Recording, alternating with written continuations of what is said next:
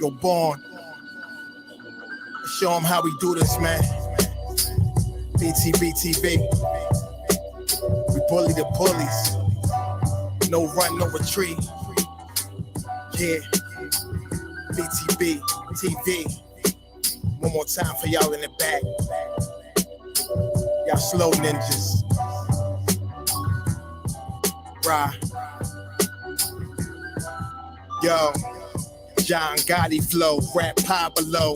Escobar status, rap game Corleone. I can show you how you lay back and watch your pockets grow. Stay away from devious women, end up like Papa Smoke. Y'all wake up every day twitching like yo, I gotta post. I wake up everyday mission, it's $1 million notes. Dominoes, bodies drop, rot stink like holotos. Broadway, man, if you know, then you know.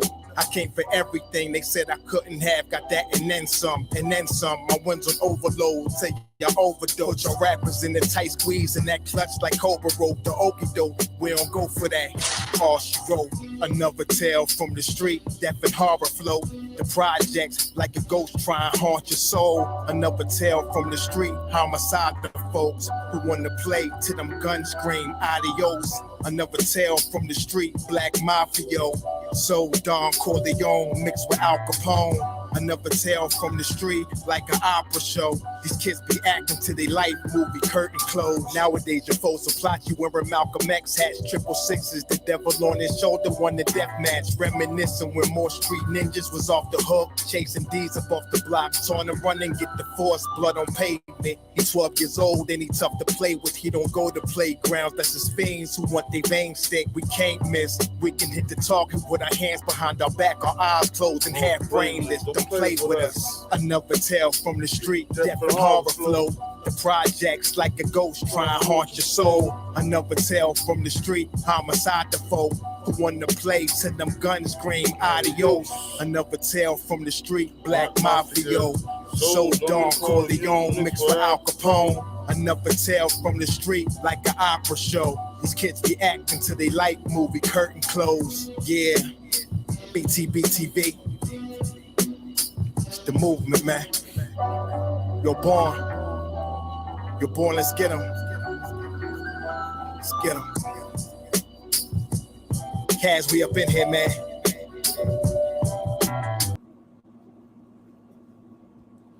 Yo, peace.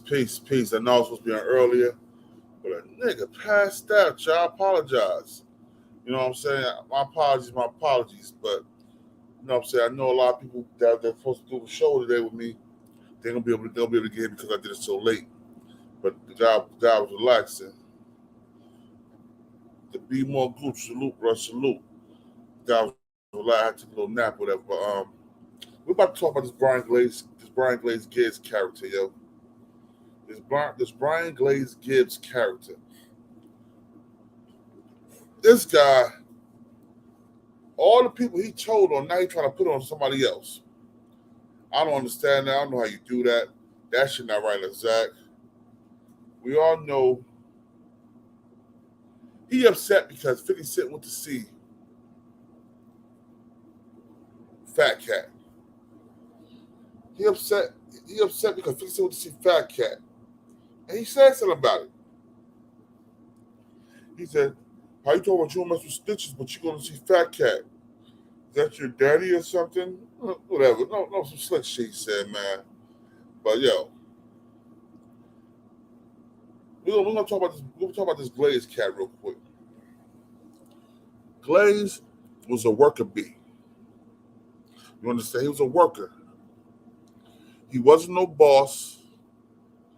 He was Fat Cat's son.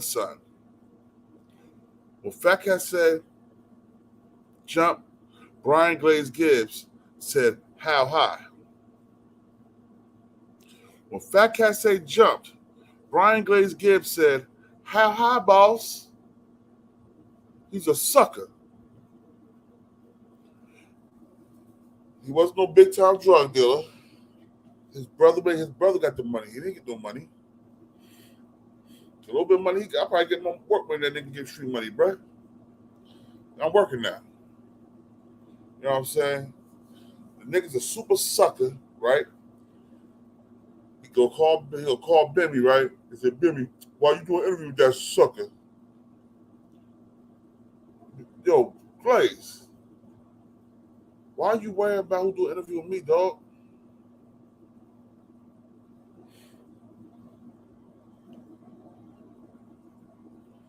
Randy Mack, salute.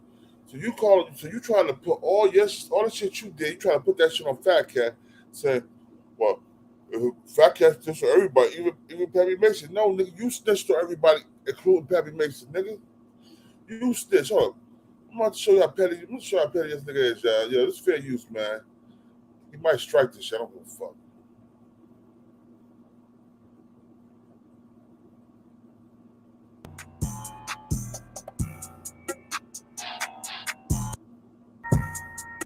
Ministry, right?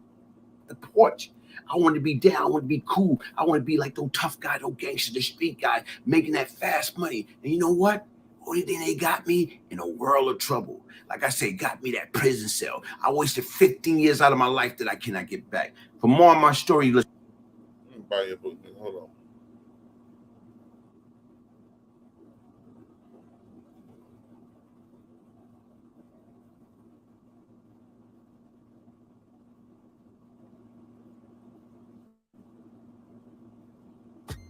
Hey, it's Adam from StreamYard.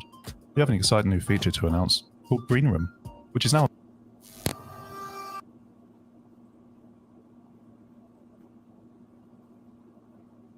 the Supreme Team Docker series. He made reference about snitch. He made reference about different individuals, about that song Ghetto Quran, when he mentioned all the top players that was from Queens at the time. So then he mentioned a situation about right now, him and Supreme Beef, Ja Rule, Herb Gotti, all that. But once again, the key to that whole situation, he mentioned Lorenzo Fat Cat Nichols. He mentioned that he used to go see Biz. Back then, folks, only a few people, I'm talking about close associate, family member, call Fat Cat Biz. So here it is. He like, yeah, man. Like, he got mad at 50 because 50 kept going back and forth with 50 could have had the best of both worlds. He could have. Yeah, I want to put him on a nigga video, but check this out, bro. What he said was, y'all can go check the video. What he said is, how 50 Cent say he don't fuck with rats, but he mess with Fat Cat. That's what he said in the video, yo. How 50 Cent don't mess with rats, but he went to visit Fat Cat. And what I want to know is, why are you so worried about what 50 Cent mess with? You mad because 50 Cent ain't mess with you? You mad because your name ain't ringing bells like that, really? You're a known rat, nigga. You're a way bigger rat than Fat Cat. You're a way bigger rat than Alpo. You 70 bull level rat, nigga. You're a 70 bull level rat. And somebody called me and told me, right, yo, check out Brian Glaze show you on 50 Cent and Fat Cat. So I checked it out. I'm like, oh, are you showing 50 love? No, you're mad because 50 Cent did a show, an interview, saying he went to see Biz, saying he went to see Fat Cat, Lorenzo Fat Cat Nichols. Why are you so jealous? What's wrong with you, bruh? What's wrong with you, son? That's jealousy, that envy, that hate. All that bullshit is crazy. You're too old for that, dog. You're like, man, 60, man. You're about 60, bruh.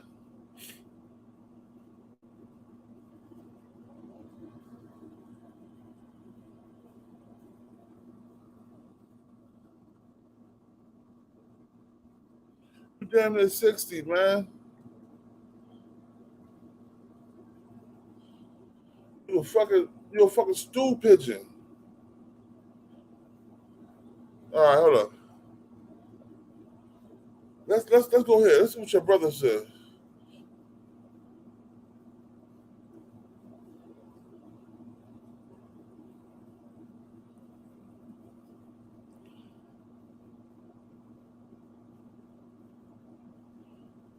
Peace, Almighty, peace.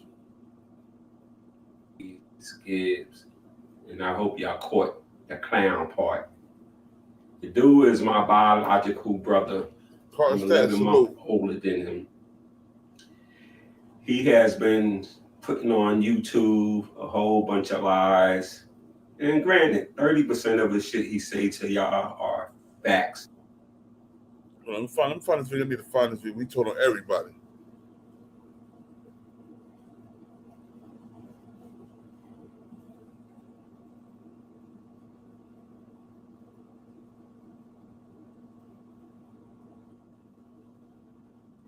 Let me find this for y'all, yo.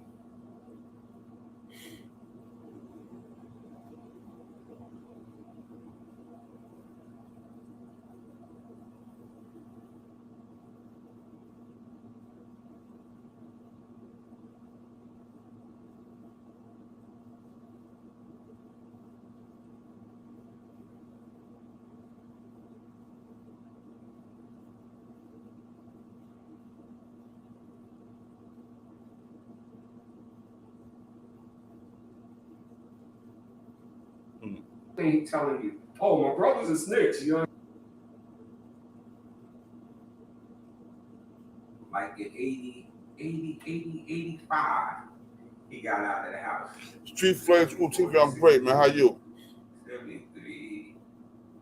Yeah, he came out of the house. Yo, 50, nowhere near right, nigga. Watch your mouth from my platform being disrespectful. 80. Daddy, 80 to late 79. Early, as soon as he turned 15, I gotta find this video. I want to find this. I want y'all to see. Almost 16 when he actually got to really be out. I want y'all to see this, yo, for real.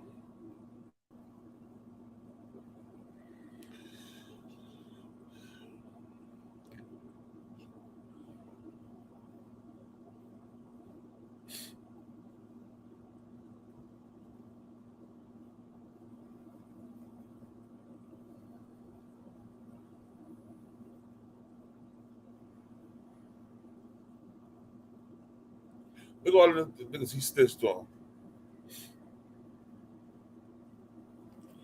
Salute, bro. Salute. All right, we're gonna try this. We're gonna try to make it make sense to y'all. This is the rat agreement. The guy who say, put it up. Put it up. So we're gonna put it up. Black and white speak everything. I want him to give y'all these same receipts. Anybody he ever called a snitch, I want him to give it up to you just like this. Just like this. I ain't a videographer for y'all, so, you know, I'm doing the best that I could.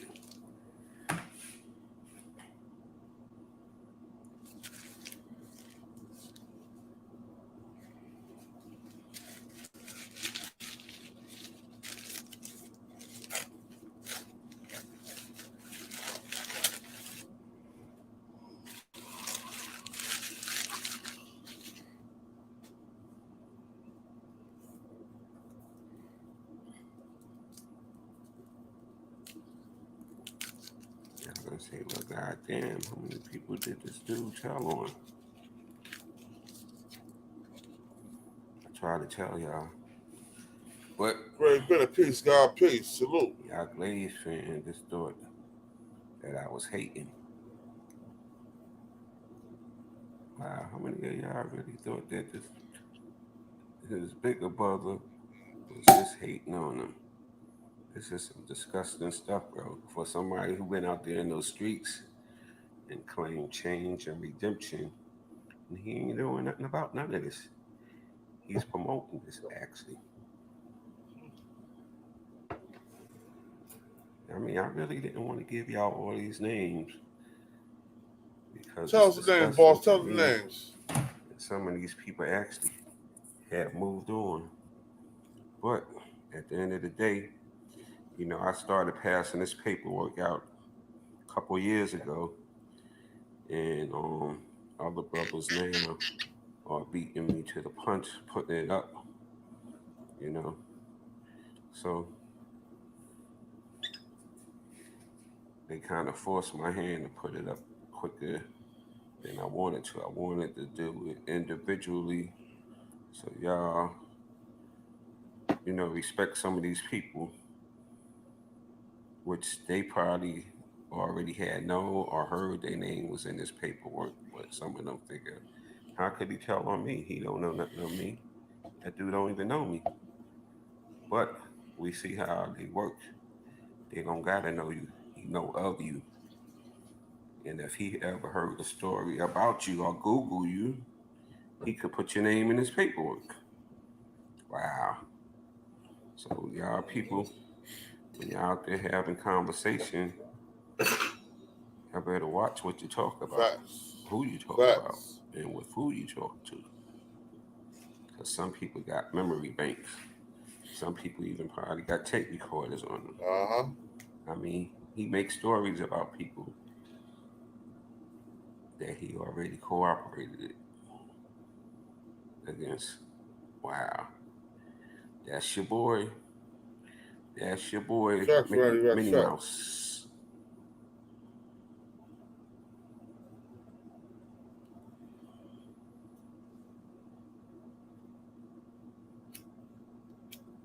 Wow. What my man say? I don't know the Fatah brothers. I repeat, I do not know the Fatah brothers. Got his man Bimmy name in it too. He told him Bimmy too. Called Bimmy. Shit, he got the whole Queens up in there. He got his old right-hand man name up in there. Yo, Bimmy, that nigga told you too, bro. Now, that dude was more like a brother than anybody in his paperwork to him. The one they got listed as a fugitive. Now, that's really my big bro, Bimmy. He told you too, yo. Yeah, he was in his paperwork too, baby. He was telling everybody. It's a difference.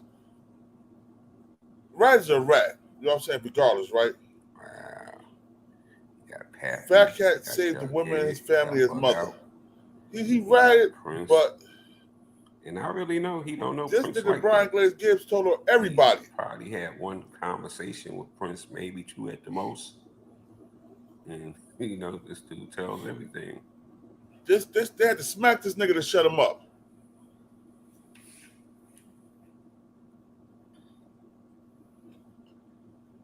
That he told the Furtado brothers in this paperwork that dude had nothing to do with. He told them niggas he didn't even know. Or for some murder. Come on, let's be real, man. So y'all cats gotta be careful what y'all talking about. Hold on, let me pause. I'm gonna tell y'all a story, right? Check this out. Gotta be careful. I'm gonna tell y'all a story real quick.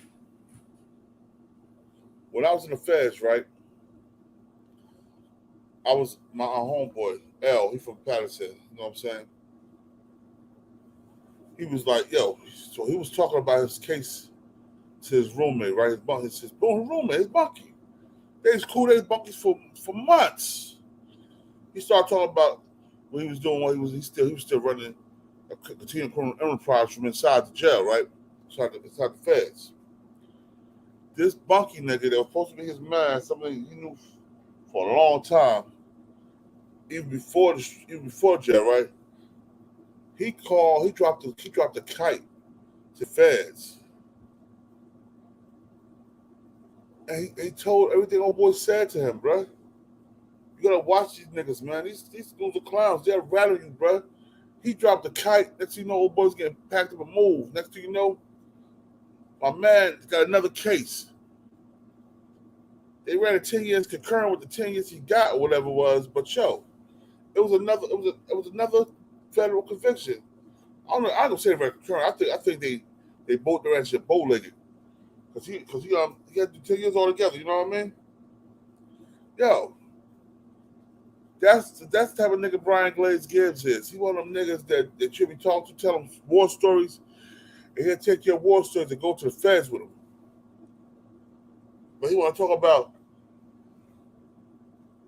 Fat Cat told Pappy Mason. No, nigga, you told on Pappy Mason, dog. That was you. You want to? You mad because he's not immortalized by the rappers like 50 Cent, like Fat Cat is, like Pappy Mason is. You know what I'm saying?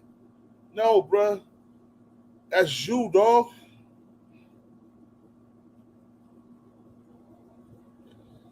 You not built like that. You was a worker bee, son. Come on, man. Everybody can't be a boss. You tell all these extravagant lies on your shows, man. And people are tired of hearing them extravagant ass lies, dog. Matter of fact, I'm about to do you one better. Call my man real quick, because he's supposed to pop up on the show with me today. Hold up. Let me see if he ain't busy. Let me check him out. Hold on 1 second.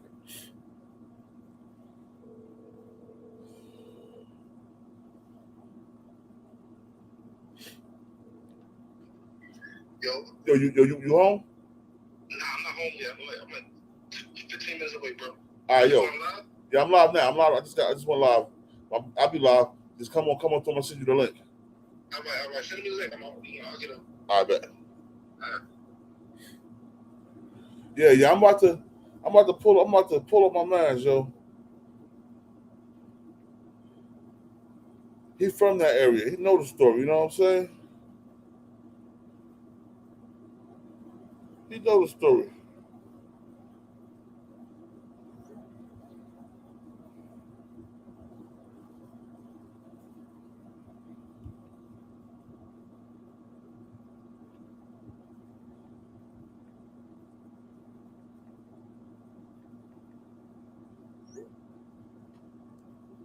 He know the story. We about to get into it. As soon as he come up here, yo. We about to break this nigga Brian Gibbs all the way down. Hold on 1 second. Yeah. He told it for Tyler Brothers to everybody. We gonna go on all the paperwork, yo. We about to Kool-Aid. You got the good info, bro. We're about to go to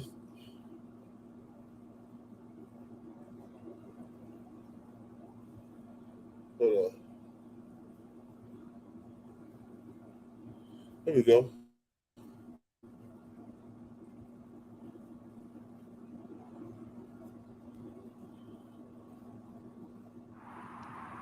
Good afternoon, guys. Yeah, let's get there. This is the house your boy Brian Gibbs keeps showing y'all. This house was burned back in 2010, but he keeps showing y'all this house like, you know what I'm saying? Like he had any interest in it, you understand? This whole part that I'm showing you was mine, you understand? He ain't never had nothing like this, so he would never show you nothing like this of his, you understand? 40,000 a day, imagination, mind that he had that he was making a day, you know, but he keeps showing y'all this house. But you know what he forgets to show y'all? He forgets to show y'all the storage house, where it's right here, a couple of feet away, where all his paperwork was in. He used to send that shit home by the box load before he came, ceramics and all kind of other paperwork. Like I say, that he had every opportunity once he started traveling a couple of years later to retrieve, because I never opened the damn box. But it was after the house burnt that I was cleaning out the storage house that I started going through that box to eliminate some of the shit so I could put some of the stuff that was savable in the house into the storage room. And I took the stuff out of that storage house and put in this garage over here, this 3-car garage right here with a living space up top. You understand? So, you know, all this started after 2010. So probably about 2012 is when we first actually took the paperwork out of this room and took it upstairs over the garage area that I showed you. And it stayed there for a year and a half, whatever. One Sunday I was watching a football game. Big E, salute, and bro. I just took out this package. Yo. that I had. Yo, on check in, my Biggie. Check in. We about to rip this nigga couch. Brian Glaze Gibbs, yo. Hit that link, Biggie. I opened it up. If you ain't And working, when I opened it I'm up, off today. I couldn't I'm believe, what I was reading. Because again, this man been home since 1997 and never, ever shared the confidential information he gave out. He always say, oh yeah, I never took the stand on nobody. I ain't never had to do this. I ain't never had to do that. But he never told this discussion thing, story. And y'all, all y'all Glaze loving fans out there, y'all always go, oh, I don't love my brother. I don't care about my brother. But did my brother ever love me or care about me or anybody else family member that he would tell on all these individuals who had nothing to do with his case? Mm-hmm. He would tell on them, give information on it, and fail to notify the police. He was failed to notify the family. He was in witness protection program. So guess what? He was protected. Guess who wasn't protected? Nobody in his family, because he ain't never thought the need to tell nobody. You know what? I guess they told him, oh, it'll be sealed. Nobody ever would know this unless you tell them this. And guess what? He chose not to tell us. But guess what? If you're involved in that case, you knew what he did. So they family members could have came after me, mainly because I was the one out in the street. They could have came after his family, his son and wife, because after he got locked up, you understand, they went back to the projects, because she didn't want to go in the witness protection program, which I can't blame her. She ain't want to live her life like that. I can't blame her. She wanted to be with her family. So, you know what? This clown's supposed to be making $40,000 a day, but did he put her up somewhere? No, because you know why? He only had $30,000 when he left. $30,000. That's all he had. So y'all keep believing all these war stories that he tell. You know what? And just from now on, when he telling you stories, just start dropping, acting like you in the war zone. With machine guns and fire, boom, boom, boom, boom, boom, boom, and drop the B-52 bomb. Because he just telling y'all war stories. That's all the man telling y'all. That imagination on his head is so big that he tells anything come out his mouth, y'all believe. Y'all YouTube people is something else. You understand? Y'all audience is different. But I understand y'all cats ain't never really knew nothing about the streets. So, it's easy to tell y'all something, and it's easy for y'all to believe everything you hear. And like I say, he find his audience. Y'all got his audience, and like I say, he love y'all because some of y'all stand up for him, and y'all don't open up your mind to realize this man, his brother, by 11 months, I raised that boy. You understand? And he ain't never used to be this wild imagination clown. You know what? Did the clown ever make some money? Yeah, he made a little money. It started back like, I think in 85, he started making a couple dollars, you understand? And probably $3,000-$4,000 a week, but he ain't never been a real money maker. In 88, 87, when he got that acquittal, my homeboy, Nice, gave him $5,000 when he came home, gave him access to my jewelry, and the clown, you understand? He ran the Queen to work for Fat Cat. He was fucking supposed to be an enforcer for Fat Cat. So somebody who's making a real hustler, ain't no need to go work for somebody else. You're gonna go put in your own work and do your own thing. But no, not Mr. Bryant. Mr. Bryant want the easy way out. You understand? He rather do contract killings to come up, So again, he get caught up in their situation, and as he get caught up in their situation, any and everything going on from Brooklyn to Queens, they put on him. But I think they had like 57 bodies for him. So why didn't he claim all those 57 bodies? You understand? You know why? Because he didn't do it. So he didn't claim it.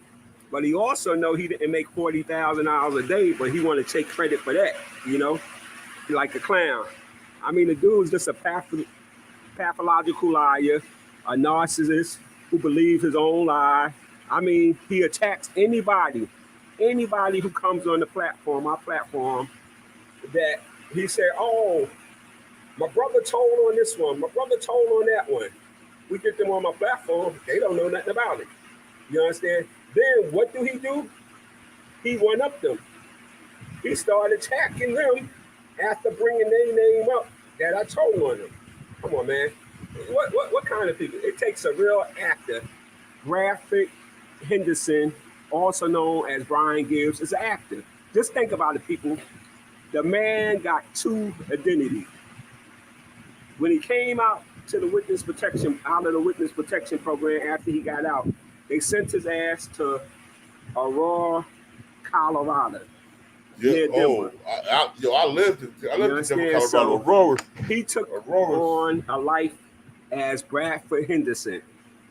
So in order to live a life under Bradford Henderson, when your name is really Brian Gibbs, you have to be an actor. You have to pretend that you're somebody you're not.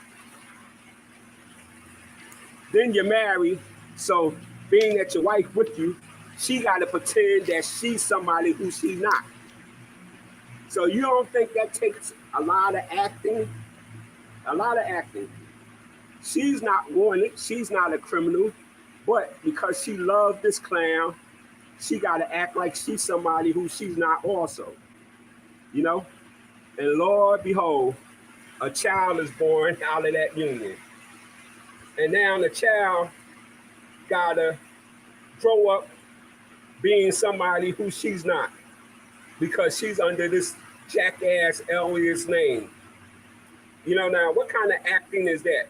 You got to raise a kid under a name that's not hers, a name that the government gave you, and now you want to be Brian Gibbs again.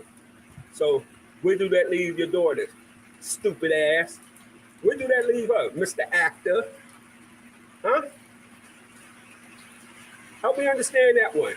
Who the hell does that? A retarded, dumb ass person like Brian Gibbs.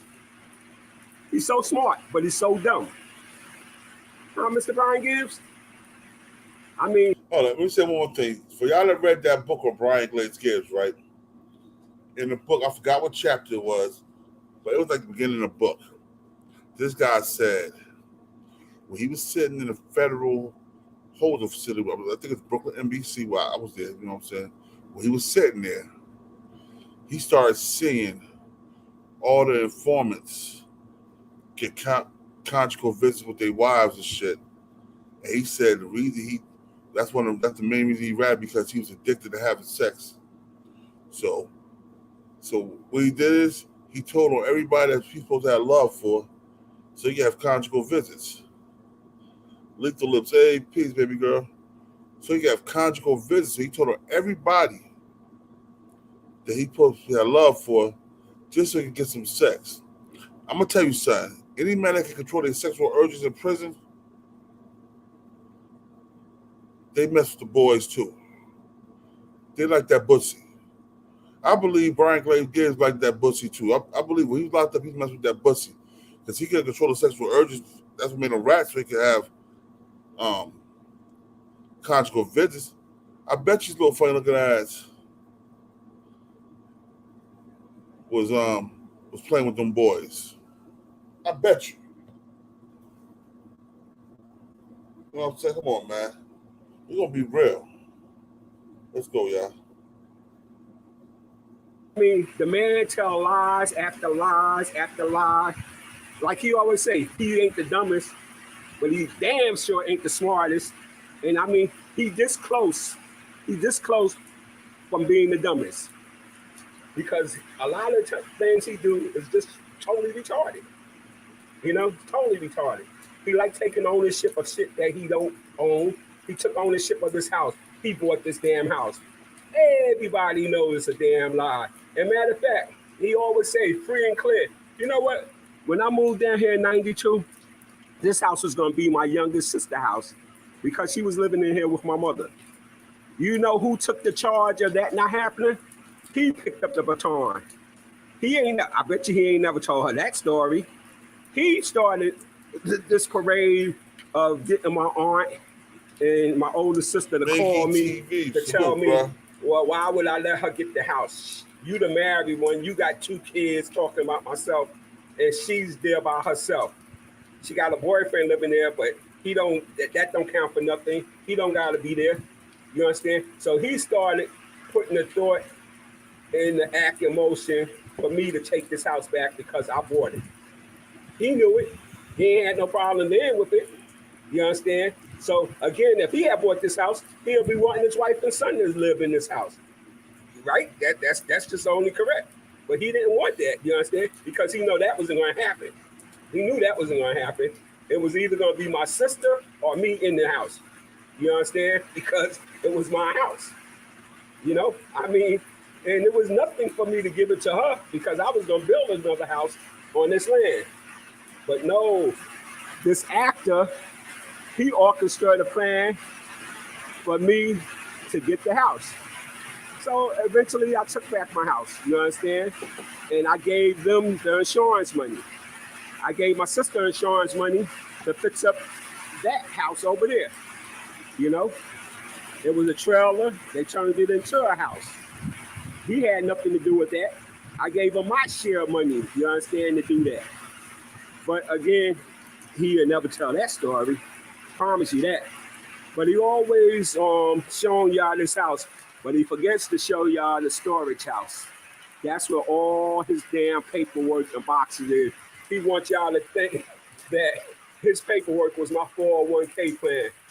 This is a clown from his heart. He always act like I ain't never worked an honest day's work, but I had a business for 20-something years, you understand? A couple of stores selling retail clothing, you understand? That him, his son, all of them benefit off of, you understand? The son that we raised. You know, he got a 33-year-old son. And the son was born in 88. You understand? August of 88. Brian went to prison in November 88. The boy was 2 years old. Brian came home July 97. Brian have yet, out of that whole man life, to spend a whole year, a total year with that son under the same roof he had. When he came home, when he came home in 97, it took him about 2 years to get set up into his own place. So they had bought a townhouse probably about 2-3 years later, him and his wife, under his alias name. You know, I guess they had built up the credit, or the credit was already established, you know, so they bought a house. He sent for his son. His son came down there at the beginning of the damn school year, which is August. By November, December, he's sending the boy back home, talking about he don't got the patience to deal with him. Yo, I got one all month coming up in a minute, y'all. Don't worry about it. He's one all month will be politics. The young man that he just got reunited back with. Up there. You understand? We're going to follow all the shit. His son go to the neighbor house and report his ass. The neighbor calls him and tell him about it. Because he can't control his emotion, he sent his son back to New York. You know what? That's a man with discipline. That's a changed person. That's a man about redemption. That's a man who mentored other people. He want to mentor other people's kids, but he can't mentor his own kids. I mean, what part of the game is that, people? Y'all think this man actually mentor people. That man don't know how to mentor nobody. That man know how to sell y'all a bunch of lies. He do that well because y'all tune in. Y'all tune into his lies. You know, back in 2017, you know what? I used to wonder, I thought he was changed too, because he started paying me $200-300 a month out of the damn $30,000 that he stole from me ever since 2005, 6, you understand? That he started paying me that on a regular. But what I find out now is the clown had started a YouTube channel. And he knew I would have came after him had I really knew this, you understand? So that's why he was paying me, so he could build up his channel without having anybody dispute anything he's saying.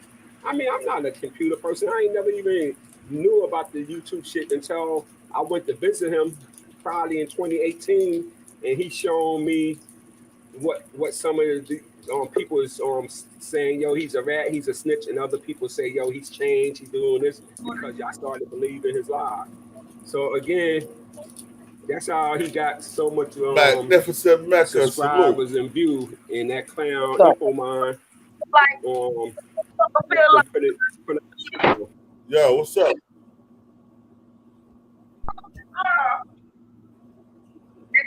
What's up? Yo, right now we're talking about this clown Brian Glaze Gibbs, right? This dude, right? Matter of fact, I'm about to show you right now. Hold on.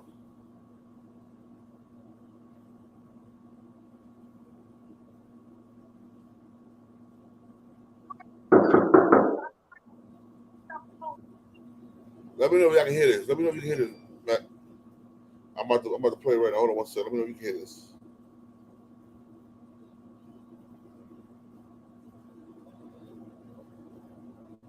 I'm gonna let y'all hear it. I'm gonna let y'all hear what this guy has to say. This dude.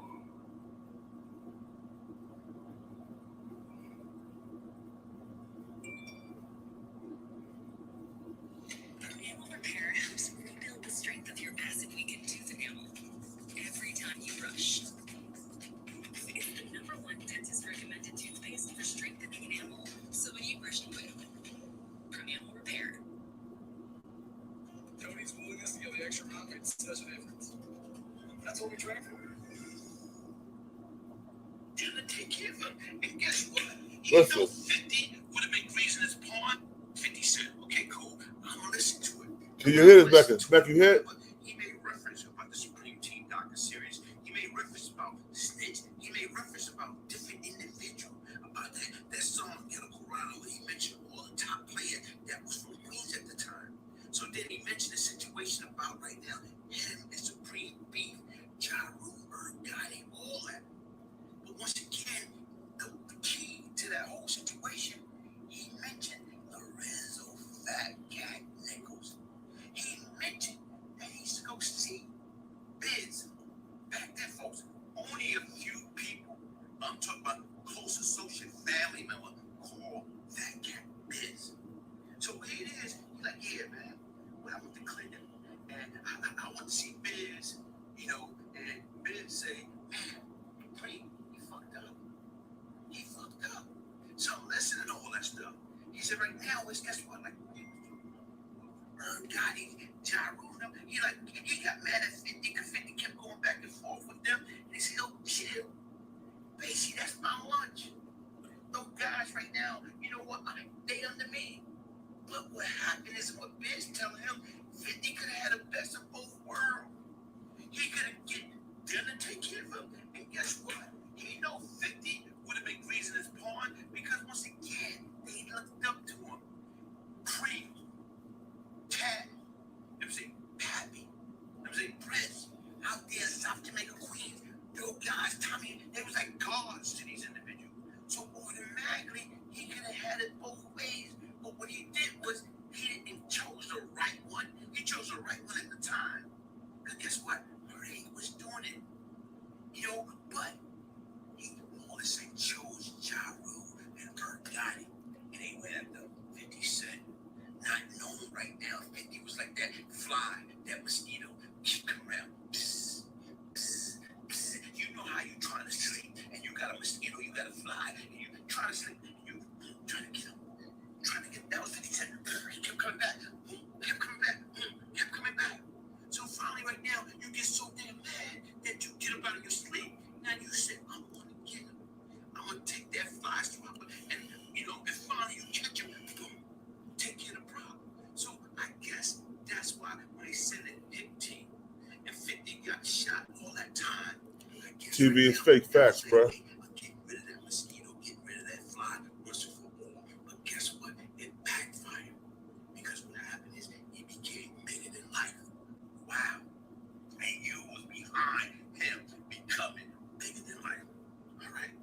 let's get back to the more issue.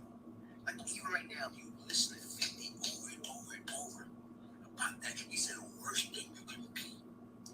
An environment that we came up under is a SNITCH, a snitch. He said that's the worst thing you can be, according to him.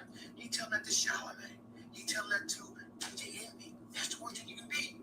So right now is why in the hell are you going to visit a known snitch, a person that you know cooperated? Even right now, I heard you came up with something a few years ago. You know, that really snitch. You know, he made a deal to save his mama. Bro, listen, if I was there, if I said right now, I love it. I love it.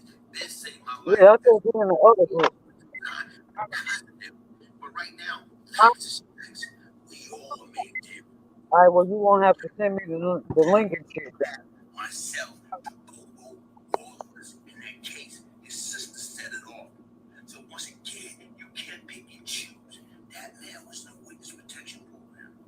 That man was right now was just what? And like I say, they Google his name in the system. You couldn't find him for years. So you can't have a double standard. Pick and choose which snitch you want to accept. Which snitch, if you want to go by it, yeah, he like me. We never took the stand. But the difference is right now, look at the word from Prince. Prince came out. Prince said himself, when he was doing American Gangster, what Prince say? Y'all can't rewrite history. Don't leave that man out. You want to talk about cat this. Tell him the fact that he's snitch. Tell him the fact that he gave up information. He's in the government with the protection program. Talk about all that. He right now, he didn't want to die in jail. He gave a pat for the police murder. Folks, come on, man. So, all right, hold on. First of all, we know who gave a pat for the police murder, nigga. You did, Brian Glaze Gibbs. You the one that told on Pappy Mix about the police murder. So you could have conjugal visits with your ugly baby mama. We know who did it. It wasn't him. It was you, bruh. Come on, bruh. Let's keep it real. Hold on. Here we go. Look at him. Sound like a fool. First of all, like I said, we should get away from that fucking snitch and shit. You know what? Because guess what? That was here before we was born. And that's going to be here way after we're gone. But everybody, so you got a bunch of kids. You got these kids now. One kid wrote a gun in his book back. And these other kids know about it. They kids. What they supposed to do? They supposed to tell the teacher or go to the principal. Or nah, they supposed to keep their mouth shut.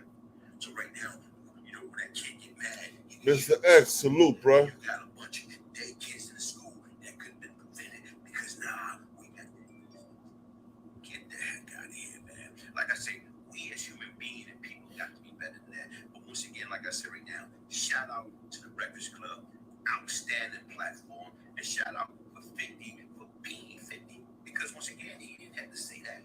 But the difference, like he said it boldly. He said it proudly. You know, when I went to see Cat, when I went to see Biz up in Clinton, you know, whoa. And then do anybody know right now, yeah, when he got kicked out of the witness protection program because him and white boy raped court, they was in the federal witness protection in Florida. And they caught what? The stolen car rape. They would sold over $6 million worth of tag car.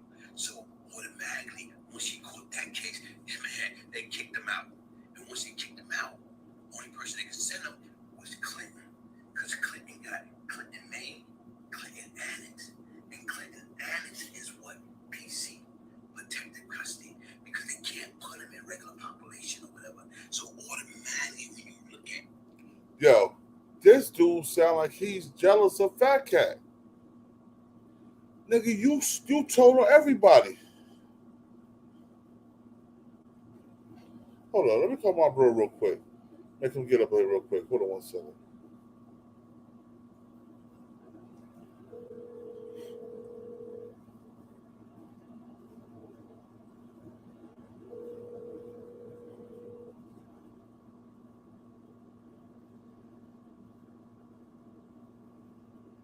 Please leave your message for 3.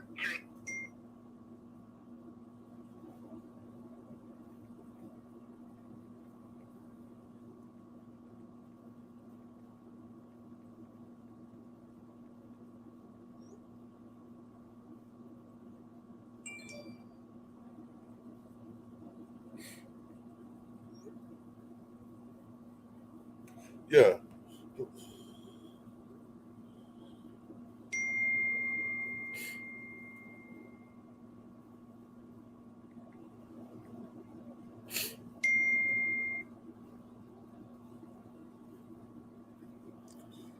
Yo, like I was saying, man. Mac, you there, Mac?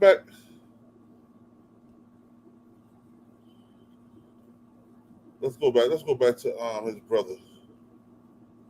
So he pimped them for about 2 years, you know. So anybody who ever let that clown Infomine do a video on him, just remember, don't give that dude a free ride. If he do one video for you, I mean, cut his ass off and start doing your own thing, because Infomine, he's a clown.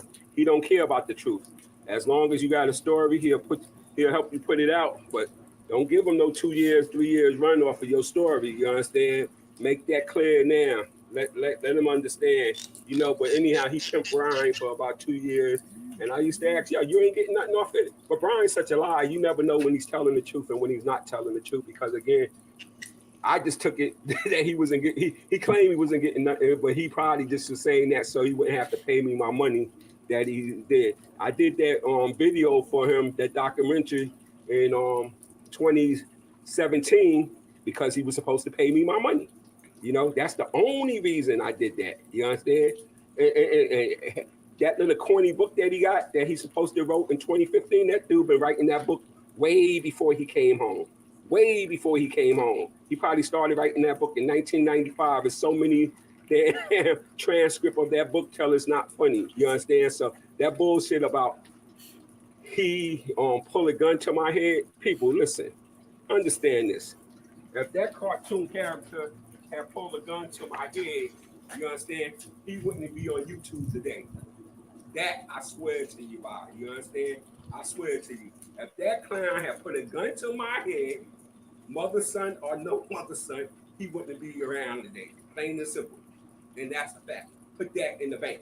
Put it in the bank. You understand? And matter of fact, Thanksgiving is coming up. Thanksgiving is coming up. I know you're a sneak through one's corner. Go live when you're here. Go live so I can pull up. You understand? So we could see who could traumatize who. Do that for your fans. Do that. You go live and I go live. And we want to see who traumatized who. You know, you cartoon character. You went to Brooklyn, New York, and Manhattan the other day, last week or 2 weeks ago. And what you do? You went to 147th Street. You understand? Where your other cold rat crashed the car after he got shot up. You understand? You went up there and you're filming up there. You're in New York. And where you at? You're on the same damn block the precinct is on. So you felt safe, right? You felt safe. Why you didn't carry your ass to 151st Street where the man got shot at? I know why. Because your punk ass is a coward, you yellow belly coward. You understand? And then you call yourself going to Cyprus. How do we know you was in Cyprus? I mean, we saw a still shot of Welcome to Cyprus. You understand? We saw that. But that's a still shot. Anybody, you could pull that off on Google. You understand? You supposed to have been on the roof, but what roof is it? How do we know? You could have been in the roof and somewhere in Midtown Manhattan where it's safe at. You know, and then what time of day was it? You never show the background with people in the background, so we can't even figure out what time of the day it is. So you just a sneaky rat, bro. You always been a creep, a sneaky ass, punk ass nigga. You old yellow belly ass, huh? Minnie Mouse. Let's be real. Be real. Be real with yourself and talk them. Yo.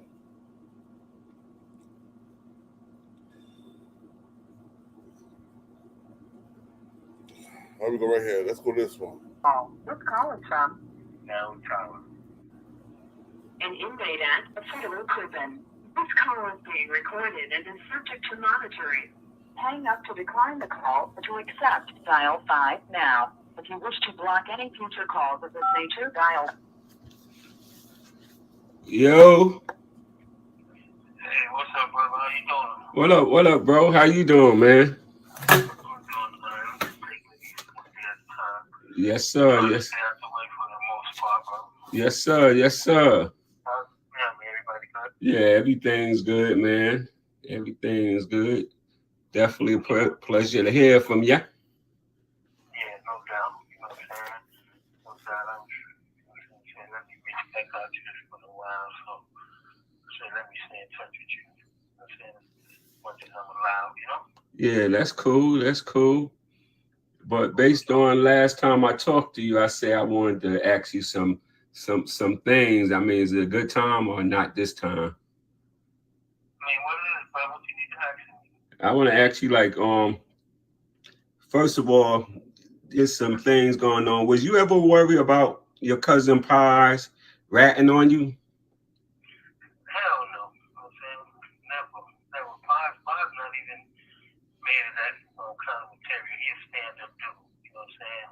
That don't run in his blood. You know, anything that happened with Pies, you know what I'm saying? I knew he never did anything to harm me in any kind of shape, form, or fashion. He's a stand-up man.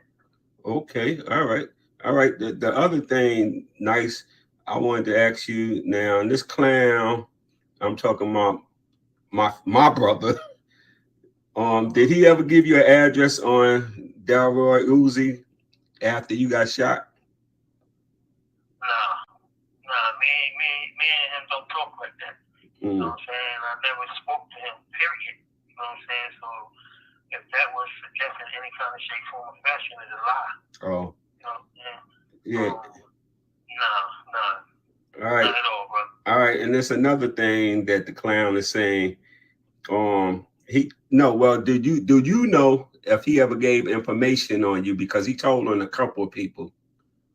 We talk about Glaze. Did he ever give information about you to the government?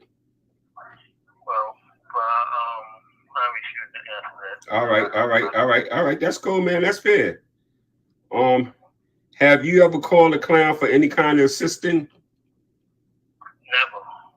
Me and him, we never dealt with each other in that kind of way. You know what I'm saying? Anything that came with him, if I did anything for him, it was only because of my relationship with you. You know what I'm saying? I never, you know what I'm saying?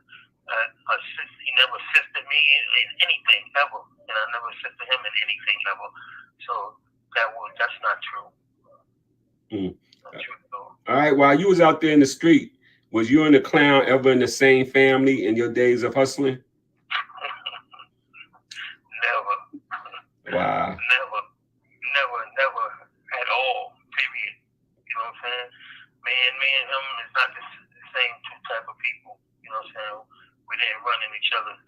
You know, and not even running each other's circle. You know that. No, I do, but I just know, like with some of the clown shit he be saying, he be acting like people like us was beneath him, and he was on top of everything. It's funny to me, but I just, hey, bro, I just needed another credible brother who really from the street to just vouch, you understand, with this shit, But all right, another thing, there's a picture of you and the clown Glaze. He has been sharing on YouTube. How did that come about? Well, you know what I'm saying? I mean, I don't, me and him, like I said, you know what I'm saying, don't fuck around with each other. But if there's a picture running around, it has to be a picture taken back in the days, you know what I'm saying? And This call is from a federal prison. See me in the city or something, and actually take a picture, and we took a picture, and that's it. It ain't like we were together, nothing like that, because we didn't, like I say, you know what I'm saying, we didn't deal with each other in that fashion. All right. Period. All right, but when he came home in '87 off that acquittal, you understand, in June of '87, did you assist him in any kind of way, helping him get on his feet? Oh yeah, of course I gave him some changes, but again, you know what I'm saying, on the strip of that's your brother, you know what I'm saying, giving him some money. All right. And trying to make sure that he I don't. You know how that is. I'm not. All right. Well, did you give him access to any jewelry when he came home? Yours. Oh, okay. All right. That's fair. I just know I'm not crazy, and I just know all those jewelry in the picture where they came from, but he won't tell that story. Did you know him? Did you know Glaze as a person who got money back in the days? I did not. You know what I'm saying? He was running around with some other cats, you know what I'm saying, under them, doing whatever. But nah, I didn't. You know? All right, that's fair. That's fair. Hey, but he got another saying out in a couple of his videos that you try to get him to harm Nuke when they was locked up. Is that true? My nephew? Hell no. Wow. Ain't no way in hell. You know what I'm saying? Never. You know what, man? Nuke is a stand-up man, man. You know what I'm saying? I love him. That's my family. Right. You know what I'm saying? I know that. Never.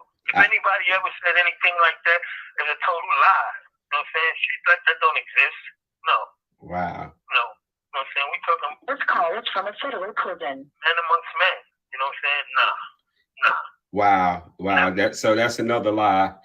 Hey, but again, he got a saying out that me Kool-Aid, you know, snitched on you, or you know, I snitched on a whole bunch of other people. Have you ever heard that or seen any paperwork on me snitching on you or anybody else?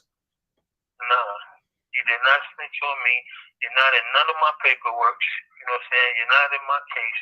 You know, period. You know what I'm saying? I've never seen anything like that. You know, no. All right, that's fair. No.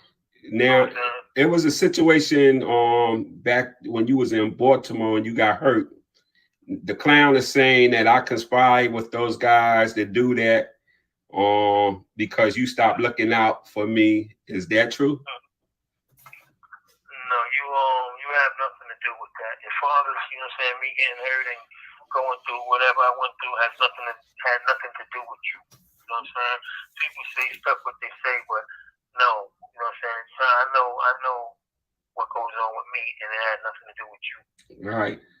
Another quick question I got. Is there anything you could think about why this clown despises you and hate me? That's a two-part question. If you could elaborate on any of that. Wow, bro. That's yo, bro, like I said, bro. I'm saying all I, you know what I'm saying, when it came to do and assistant, you know what I'm saying, I assisted, you know what I'm saying, through helping him whatever way, coaching your brother, but other than that, I can't pinpoint. I'm not gonna even try, bro. All right, that's cool. That's fair, man. I just but I am talking to Little D Nice, am I? Yeah. Okay. All right. That's cool. You know, I mean, just like I say, man, I recognize, you understand, he's a pretender and you a contender. You know, he tell false shit, you tell the truth.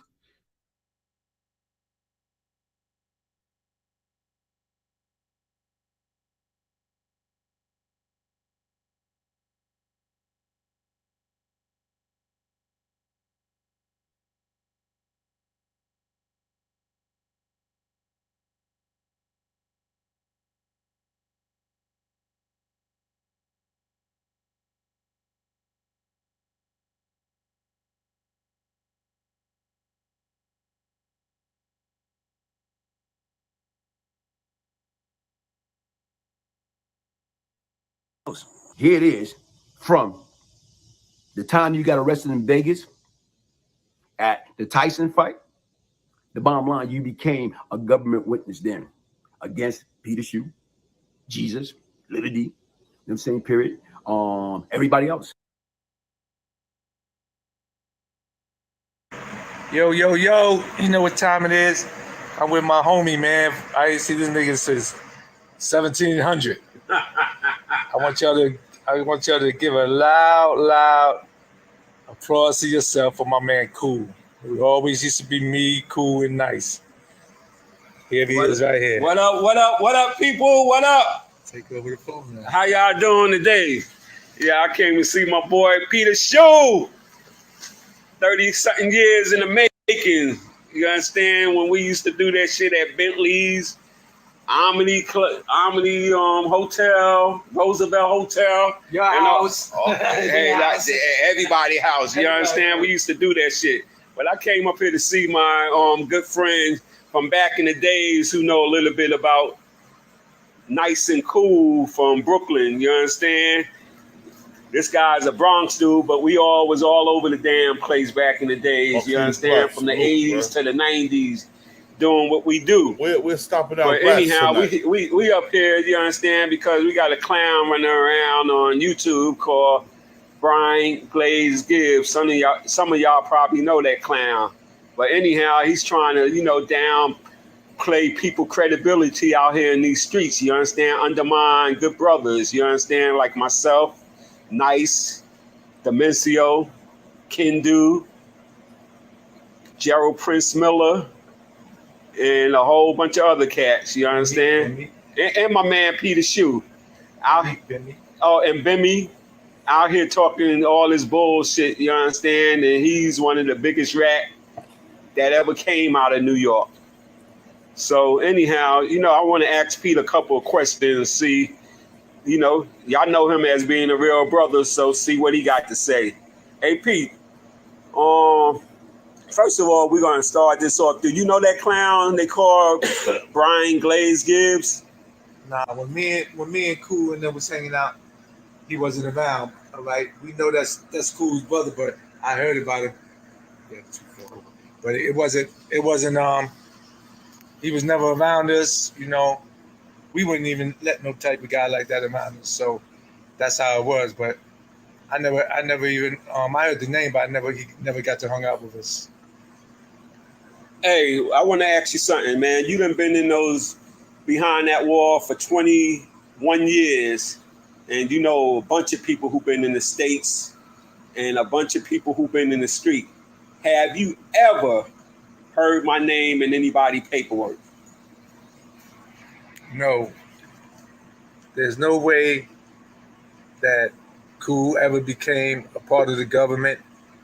There's no way that Nice ever became the part of the government. Meow. Anybody from our team, our family, we didn't come. What's up, girl? We didn't become part of the government. If anything, other motherfuckers told on us. We stopping out rats tonight. Okay. I'm gonna ask you something that you should know a little bit about. You know a brother from Brooklyn named Demencio, God bless his soul. Yeah, that was my man. I miss that nigga. Demencio's a good dude, real dude. Anybody say anything bad about him is a clown. Because Demencio was a good dude, man. I love that dude. And all right, Empress Cat, what we doing is right now, right? Mm-hmm. This nigga Brian Glaze Gibbs got mad at 50 Cent because 50 Cent went to see Fat Cat Nichols while he was in Clinton and shit. And he said, how you gonna go see Fat Cat? And you talking about you don't like rats. Okay. And he was like, also he said this. He was like, oh,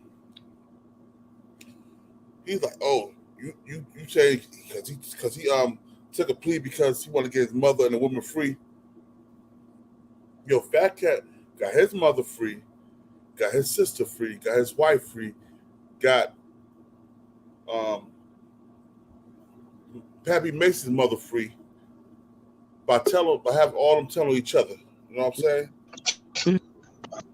Well, how you gonna why you mad at 50 because 50 got respect the Fat Cat, but he don't say nothing about you, nigga? You're nobody. Question me. Magnificent Mecca in the building. Salute Magnificent Mecca. Okay. But yo, so right now we listen to his brother and his brother's best friend Peter Shue.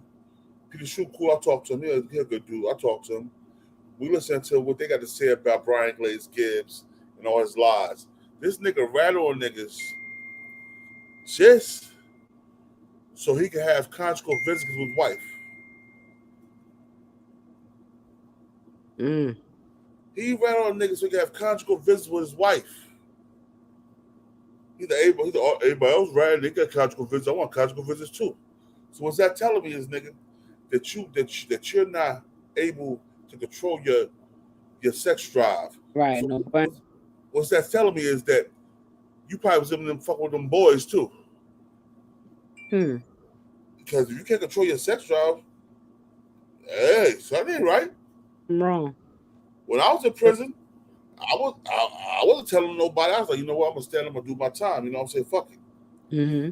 They asked me, they brought me an interrogation room like, yo, who's your supplier? You ain't fold. Huh? And you never fold. I never folded.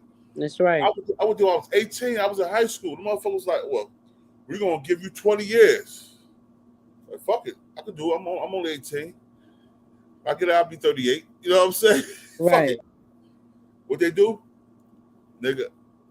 I copped out to 5 years and still never went on my paperwork. So you told because you wanted some sex. That's a weak ass individual. Yeah. I read the book. I read the book of the feds. I'm like, oh, this nigga. He read on dead people. This nigga told on everybody. He told on Fat Cat. He told on Pappy Mason. He told on the Furtado brothers. He told on everybody from Queens. Mm-hmm. And all these niggas up here riding his coattail on the YouTube, yo. This nigga's he's a straight bona fide rat. Yeah, no bueno. No bueno. No bueno at all. Now listen to this. Listen to Peter Shue. Now, I might call Peter Shue too. Hold on, what's it? And there's nothing you can say bad about him. You know, he was an honorable man.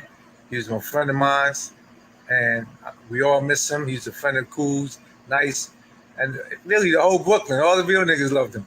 So, you know, shout out to Scooter and them too, because they if they see this, they know we got love for them too. So that's just it. But there's nothing you can say bad about Dementia, just like there's nothing you can say bad about Cool or D-Nice. Yeah, he tells this story about Demencio, like Demencio would have been no match for him if they ever met in the street. But what he failed to tell the people is back in 87, summer 87, he was in one of those parks in Queens where they had a big basketball game. Preem and them had put up $100,000, winner take all, and he talks about it was a shooting in the park, and the Preem team jumped on top of Preem protecting him, and he happened to see Demencio, and he was going to approach Demencio, and Demencio pulled out on them and started squeezing at him. But he won't tell that. He always try to undermine good brothers, you know, and that's just the kind of track record this clown got, you know. And you got anything to say on that? He wants to say you do. Yo, and even the clown wants to say my man Peter Shue was involved with damn snitching, and he say that based on they had brought Peter Shue down to try to testify against Nice, but in return Peter Shue flipped the game on their ass. Peter Shue took the stand and testify in Nice behalf, but he'll never tell the street no shit like that. But we're gonna let Pete tell what happened during that time they brought him down on Nice trial. Well, only a clown would say something like that, because everybody know, you know, me, and everybody knows me through the system in the street, and they try to bring me down and put me on Nice's case or get me to cooperate, and they knew that was a no-no. I already been down 8-9 years, and I end up telling on the snitches that they was lying and saying, you know, the midget Bob, he was lying. He was talking about I sold drugs to them since 1980. I flipped the whole thing, and I was facing 5 years perjury. I didn't give a fuck because I'm trying to save my man, you know. So that's how it was. And when D-Nice found out that I was in his corner, he looked up and started smiling, you know. And when I left the courtroom and I passed his mom's, and his mom's would tell you, I'd be like, she said, you the only guy, best friend he has. I said, you got that right, moms. But the whole thing is, everybody knows what time it is with me, Kool-Aid Nice. Only the real dudes know. Anything he's putting out there is some clown shit, and it ain't even. It has no merits. You know, a man dug himself in the hole. So why take everybody else down? Why try to lie on people? He said some shit about Kool-Aid was coming to testify against me in 2000 and something. Now, everybody that know me and Cool, they should know that never transpired because I was gone. I was already sentenced and out the way. So that just tells you the man's creating. Cool left the street in 1992. Yeah, Cool left us in 92. But even so, if Cool was coming down to talk about this Brian Glaze Gibbs cat, right? He got mad because 50 Cent was showing love to to Fat Cat. Oh, what the fuck is wrong with Magnificent Mega's phone? Oh, she it's her signal. Oh yeah. God, that she keep in and out, disappearing. Yeah, it's her signal. But But yo, she out. Yeah, she out. she back now. Mac. I don't know what happened. Can you hear me? I can hear you. Okay, I couldn't hear y'all at first. Yo, we talk about this Fat Cat. Yo, I'm gonna play for you again. This is what Brian Glaze Gibbs has said about 50 Cent and Fat Cat. I'm gonna play for you. Hold on 1 second. About who? About who? 50 Cent? Yeah, a Fat Cat. Yeah. Oh, okay. Hold on.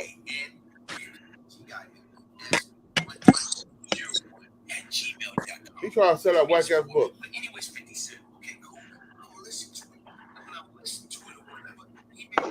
Yeah, I hear it. Yeah, I can hear it. It's kind of low though, Jersey. KLJ. It's kind of.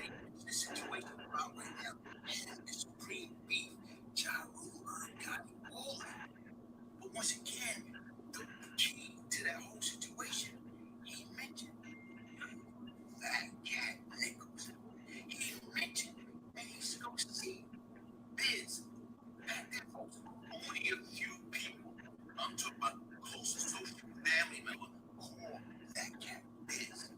So what it is, like, yeah, when I went to Clinton, and I went to see Biz, you know, and Biz say, man, he fucked up. So let's get all that stuff. He said, right now, let's guess what? Like, people talking about, you know, Gotti, Jaro, he like, he got mad at 50 because 50 kept going back and forth with them. They said, oh, shit. They said, that's my lunch. Those guys right now, you know what? They under me. But what happened is, Brian Glaze Gibbs lying. 50 could have had a best of both worlds. He could have taken attention. And guess what? He know 50. Once again, they looked up to him.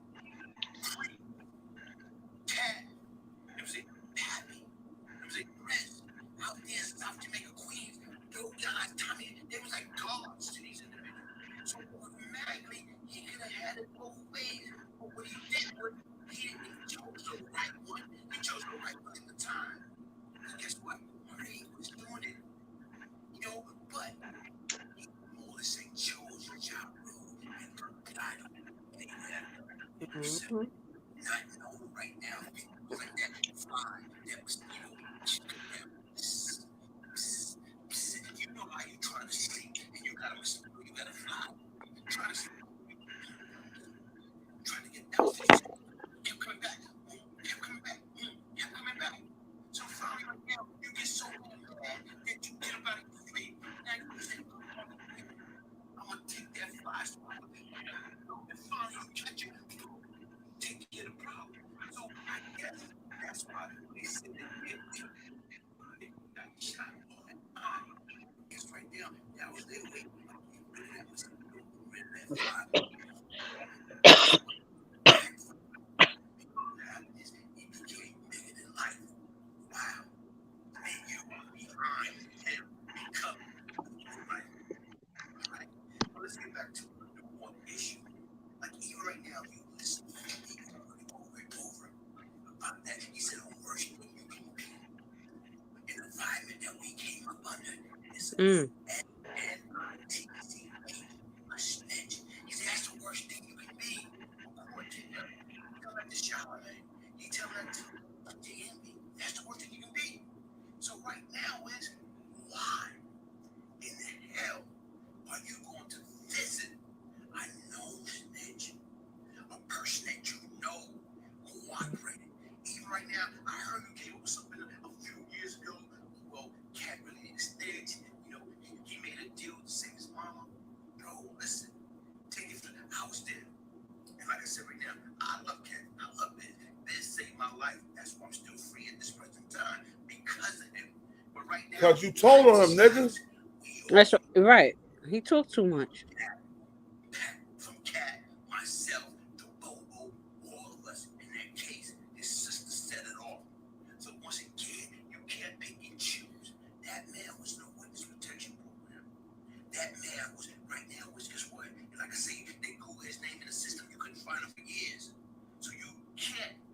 You talk too much.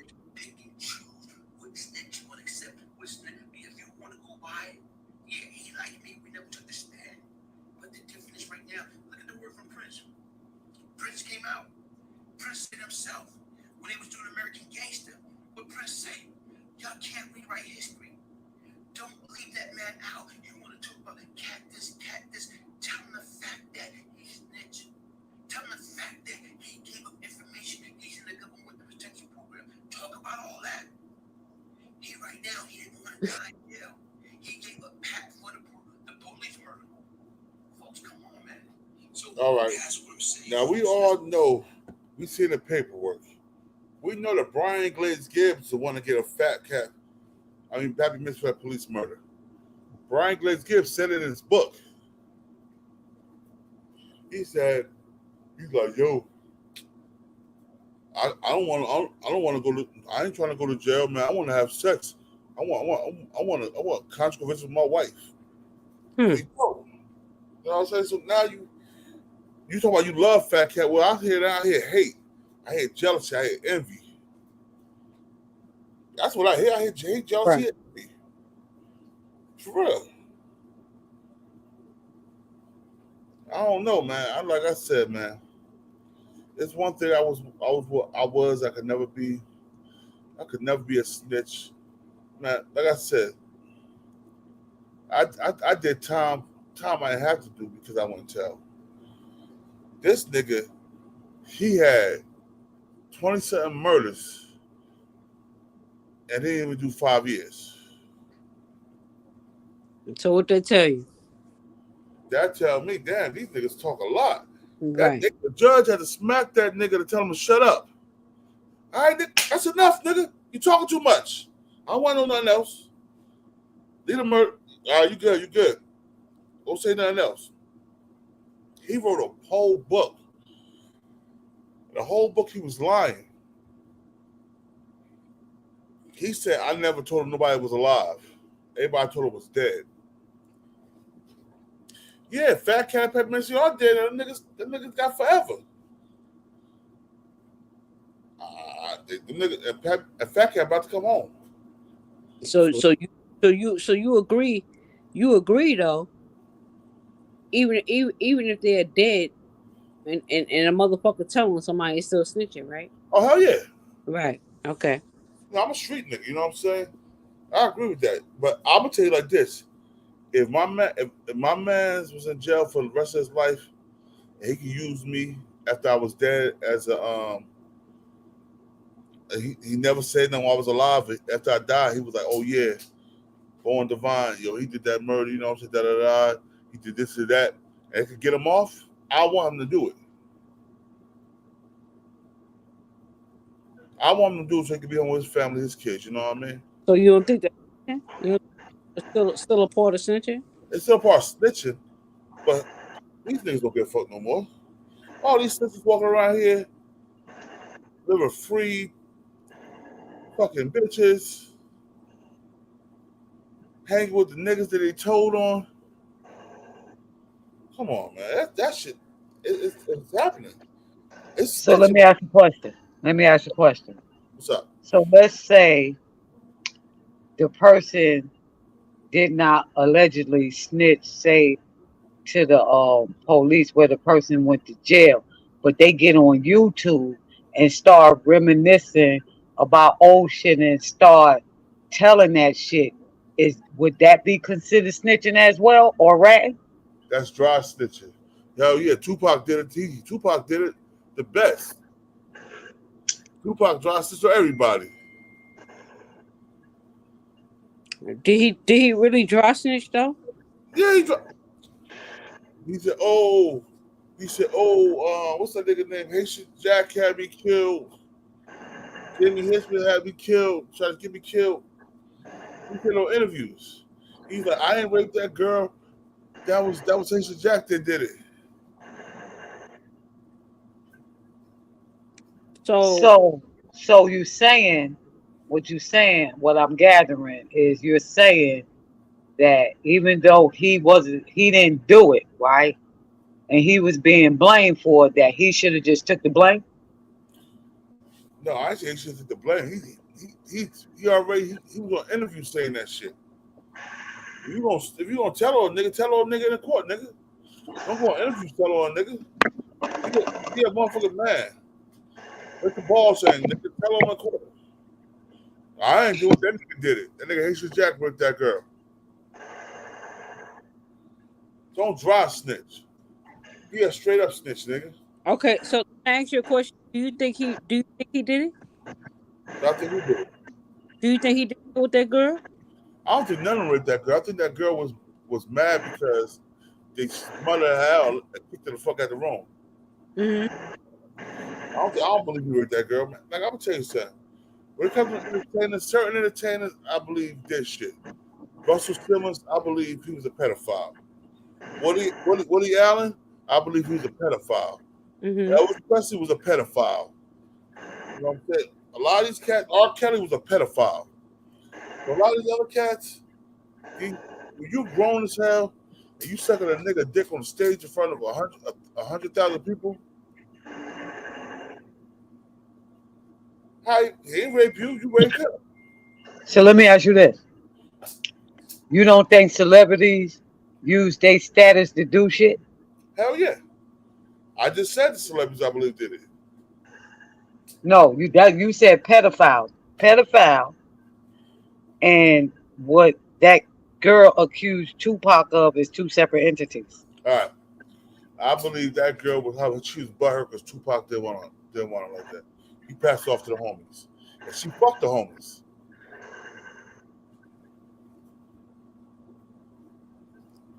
How you know? Because nobody went to jail but Tupac. But was you there? Yeah, I was there. I was the fly on the ball. You was there. Don't implicate. Nah, but what I'm saying is, I heard a story. I listen to everybody. You know what I'm saying? I'm for the women and kids, so I listen to everybody. I respect everybody's opinion. Mm-hmm. When I heard a story on Vlad TV, that bitch sounded she was on a paper chase. And I'm not disagreeing with you on that. But at the same time, like you have similar stories where just because you have somebody of a certain state, celebrity wise, it's like, oh, okay, don't believe the victim. Because he's a celebrity, so she automatically threw herself at him when everybody's not starstruck. Right. You starstruck, Mecca. You starstruck for me, girl. Hey. You ain't no damn star. The stars is in the sky. Rick Gotti. Who's Rick Gotti? Hold on 1 second. Let me see what this is. Hold on. Yo, who this? This is Rick Gotti. What's good, bro? What's good? Did you see the Art of Dialogue interview? He was interviewing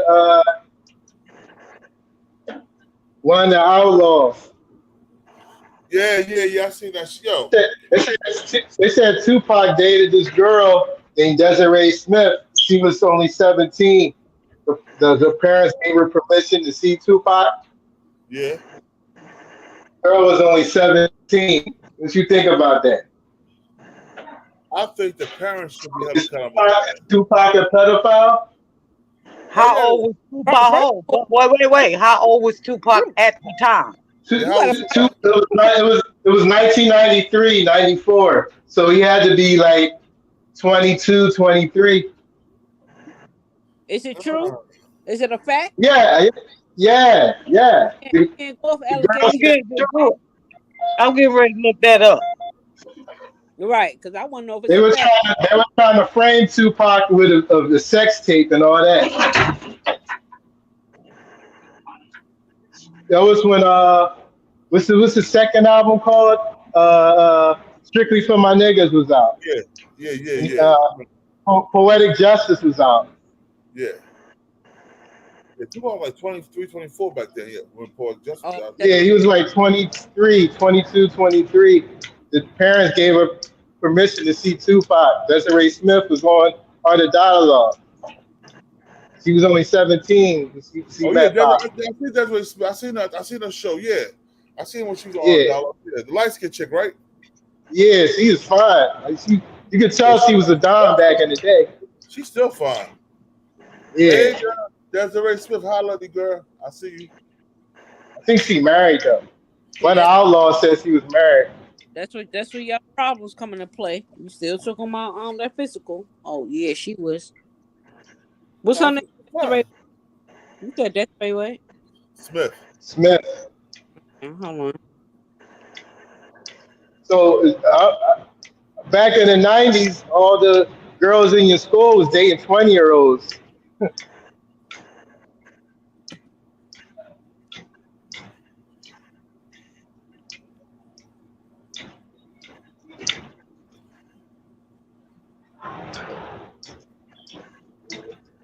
What's your name, brother?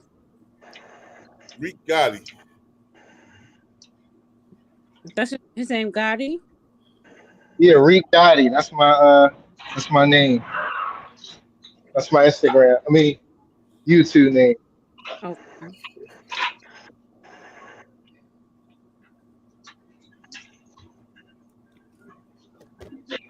Yeah, so I saw the interview. I was like, whoa, Pac must be the 17-year-old? Whoa.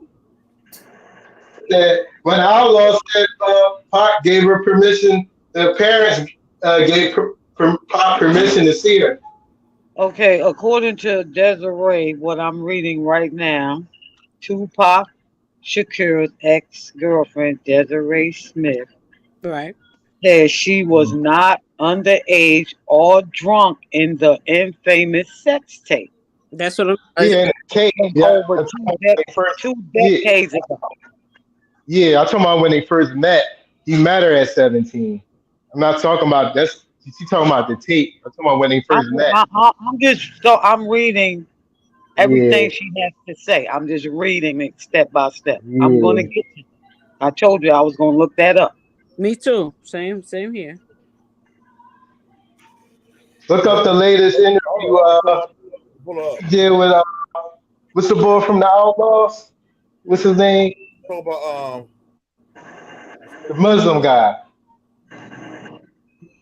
Yeah, Muslim guy. He moved to Saudi Arabia from Jersey. Yeah. He's from Jersey too. Yeah. Hi, what can I do for you? Speak into the phone.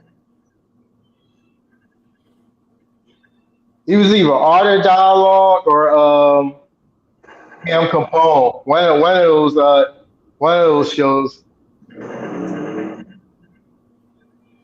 Hold up, here we go right Boy here. was on there.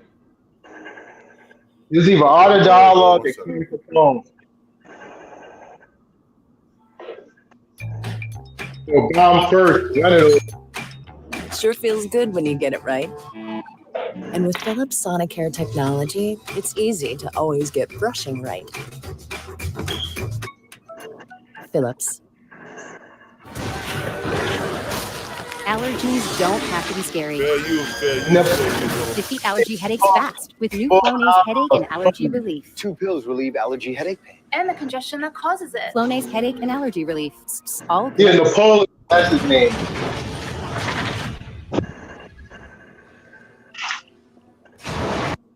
I believe. Do you remember that? Yes. That was around the time we were dating. That was. Yeah, we went to that That club. was during the time you guys were dating. Okay. How'd you find out about everything? He told me. And the news after. I mean, he told me after he was arrested, but I found out. I found out when everybody else found out when he got arrested. That was that the morning? Yeah, one night. So I saw What it was on your the reaction when you found out? My initial reaction eyebrows better than hers. was that she was lying. I did not know that to be him. He wasn't a sexual predator or even aggressive in that type of nature. You know what I'm saying? So, he loved I see your women. eyebrows are better than hers. Like, I was just like, this has got to be bullshit. Then, once I met up with him after that happened and he told me what happened, I was like, that's crazy that a female would do you like that, especially for something that you did not do. And convicting him over touching someone's ass aggressively. Touching my ass aggressively. You know, that was injustice to him, something he didn't deserve. And it really hurt him, you know, especially it being a black woman. Do you remember what his side of the story was? His side of the story was that she sucked his dick in the damn club. He took her back to the hotel. They had sex, consensual sex. You know, she came around. I think he told me that she gave him head that day and he didn't want to fuck her. You know, and like he was moving around. Everybody was in the hotel, you know, hanging out. And that basically like he left the room. It was a suite. And that he left the room and he was just like, he shouldn't have left her there. He should have made sure that she left. And you know, whatever happened to her, he didn't tell me the details of what happened in that room after he left, but he just said, you know, he should not have left her. He should have made sure she left. And none of this would have, you know, popped off. So I don't know that she wasn't assaulted or was. I think because the case was an ongoing case, you know, he didn't want to describe in detail that. All right. Think about that. I think you need to go find Tupac interview when he talked about it, and you need to play that because what she's saying is hearsay. I don't do hearsay. Welcome to Philadelphia International Airport. Hold on 1 second. Please don't put your bags unattended. Unattended bags and personal belongings may have to be So I need to removed hear what he said. in order to ensure everyone's safety. Your cooperation is appreciated. We want you to be safe.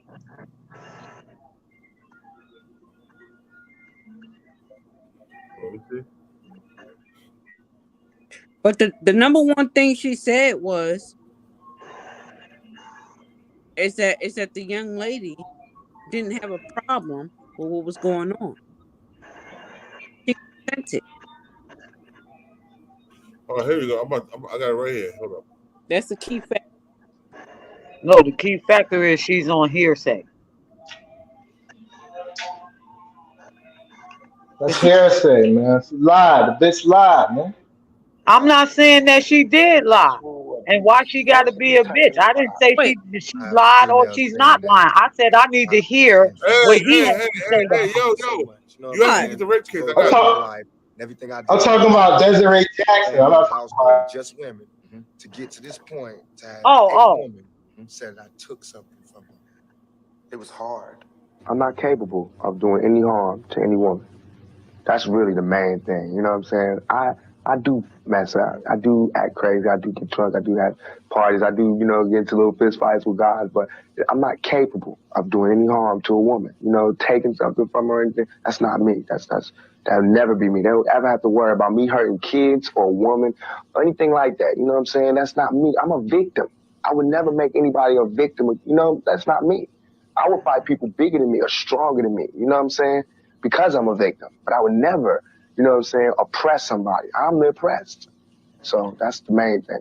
Now this girl, who I can't say her name, but if I was to say her name, 1,000 all over the world would go, I put this on everything I love, on everything I love. When I was in Atlanta, I was pulled over at a gas station. Some dudes from New York pulled over next to me and told me the girl's name. They said, I know the girl that did it. They told me her name and where she's from, say she's scandalous. I can't go on TV talking about this girl, because that's what they want me to do. They want me to get on TV and talk about my black sister is a hoe and she's a bitch and she's a money grubber. I ain't fit to say that. I don't have to do that to show that I'm innocent. You know what I'm saying? I'm not guilty. People should look me in my eyes. They should look me in my eyes. And anybody that thinks I committed that rape should go get Brenda's Got a Baby and keep your head up and listen to him thoroughly. It was hard to imagine that you would do that. It shouldn't be nothing it should not even be, to me, I have no patience for anybody that doubts me. None at all. It's too hard out here. You know what I'm saying? If my people don't stand up for me, who is? Just Right. because I look different than her doesn't mean that I'm a sodomizer or a raper.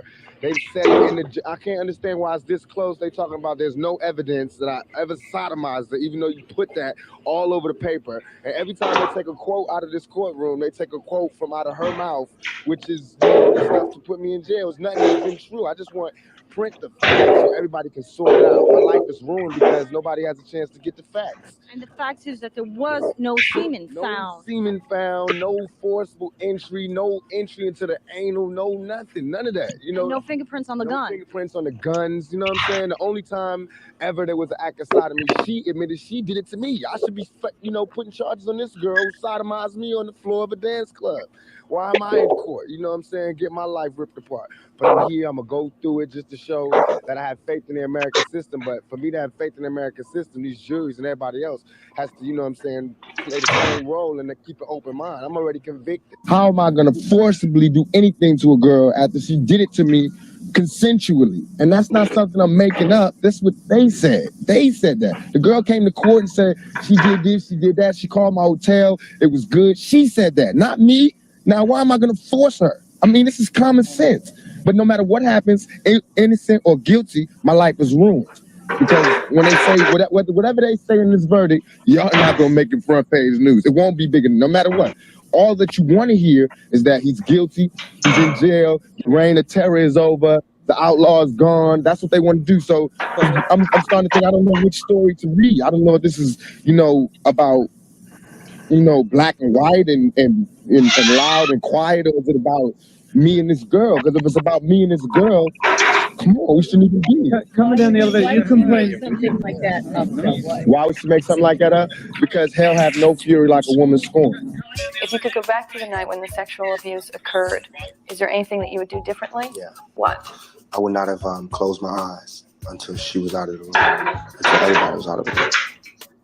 So when you left the room and left her with those people, I didn't leave her with those people. I didn't bring her to those people. she came over herself. Right. She came over, knew those people, knew everything, I just didn't grab her out of it. All right. Girl. I was saying the girl was like, I'm talking about the girl that was in the hotel room with Pac. I wasn't talking about Desiree Smith. Oh no, the girl in the hotel room. Yeah, no. Yeah, I believe she lied. I don't know, man. That shit crazy. I think he left out the room. They ran a train on her. That's what I think what happened. Hold up. Y'all still didn't peep the gym, he said, though. I'm going to tell you.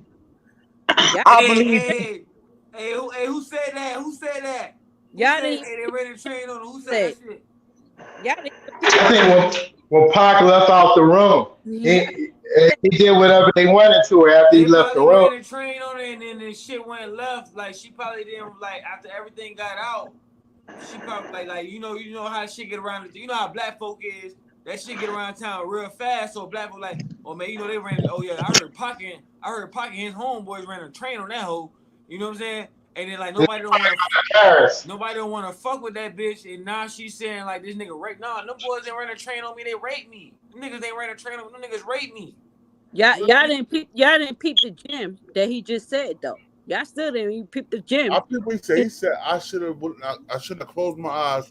Exactly. Thank you. There you go. Yeah, I heard that. Yeah. And it's a real shit. That was a whole I'm gym. going to say this. This is what I'm going to say to that. Tupac is innocent. Okay? He's innocent. I watched it. That's why I said play it. He looked those people in their eyes. Mm-hmm. Yeah. Okay? When he was telling the truth. Now, them other ones, they're the problem. That's where the problem came. Because when she came there, she came to suck Tupac dick. Okay? Since y'all want to put it that way.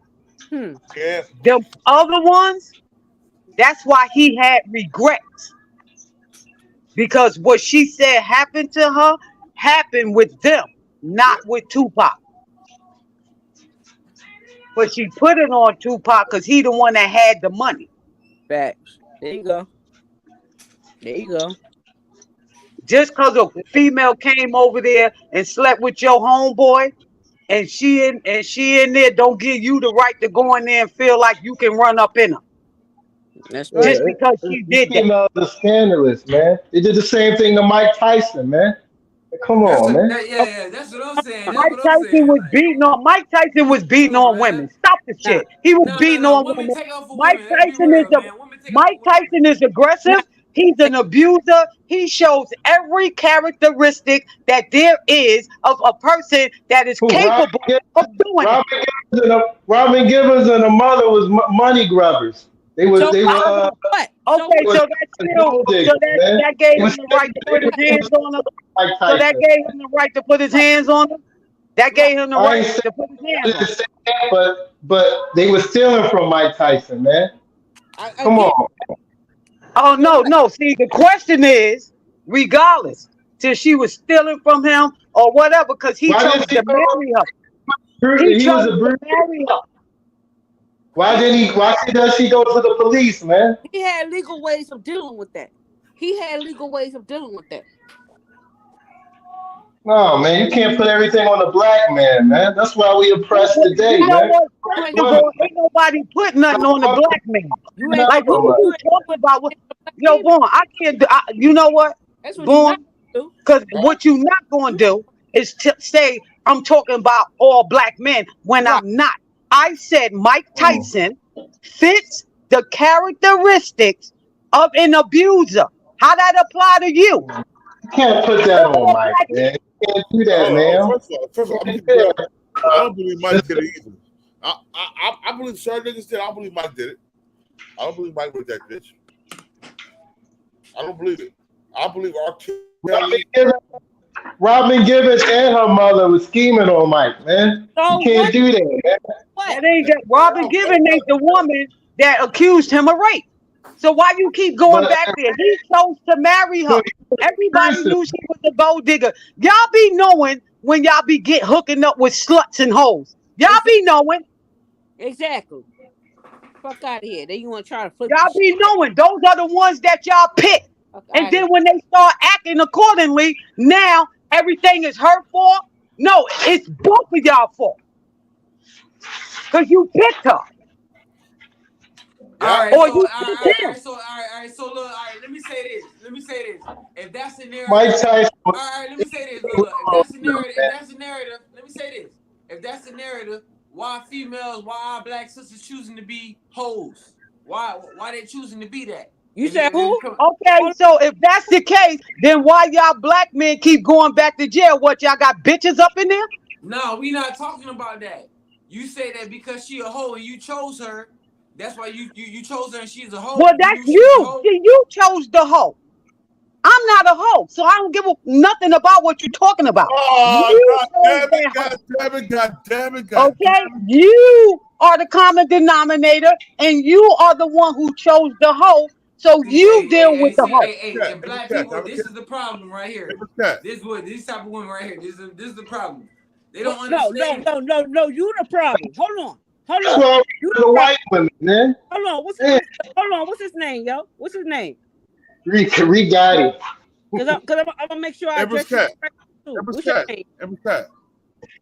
Yeah, yes, King KLJ. Well, my kids said, girl. Meow.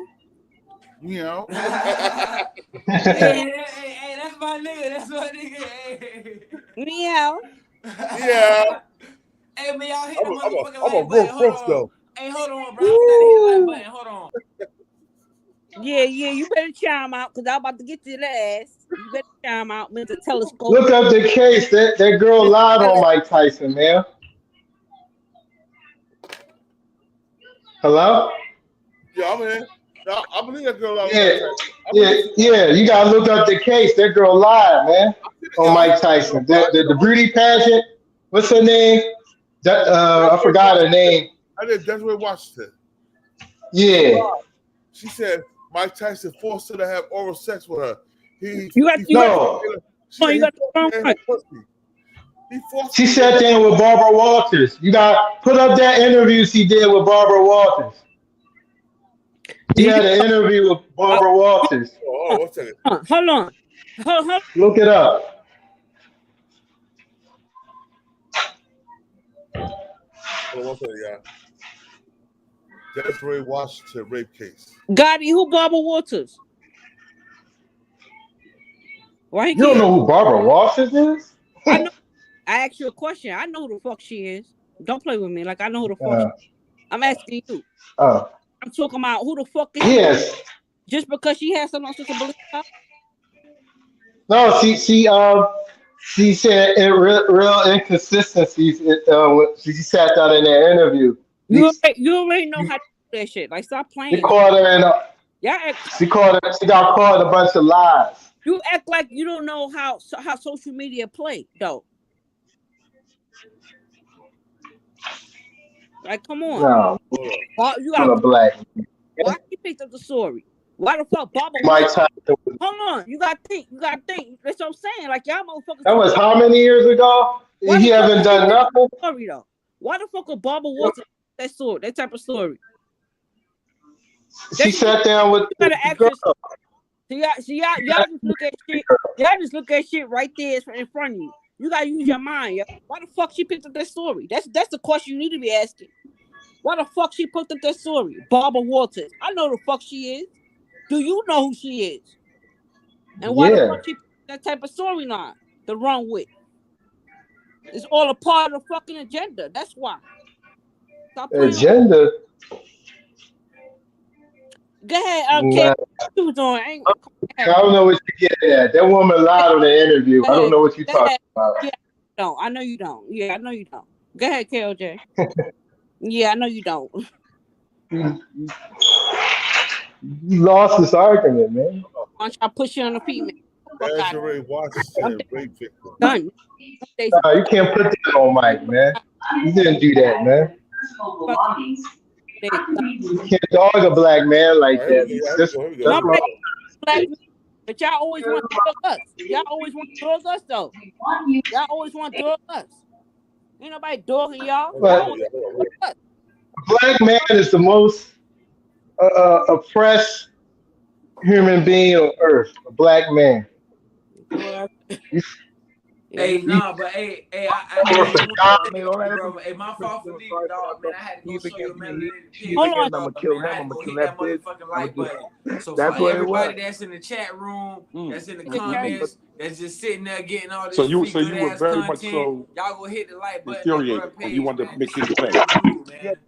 Real dude, man. He letting everybody come on this platform and shit and speak their piece. I'll tell you, I'm here to say y'all it hit myself. that like button, dog. The least thing, again, listen, no knock to any female ever. And I hope that I'm saying that I can actually say this, because I'm going to say it. Mike Tyson don't need to violate any woman at any point, any time. Literally. But dig, right? I would speak to that. You don't have to say it. I'll speak to that. Oh, I know, but I want you to know this, nigga. I'm not above violating a woman, right? But I didn't violate that woman. Oh. That's just keeping it real. I ain't violating. Just keeping it real. And I ain't violating no man. And who that is back talking? then, Who I that wasn't is above talking? I wanna violating, see taking four no people. pussy Who stuff. Right, I didn't take hugs. I you mad at her?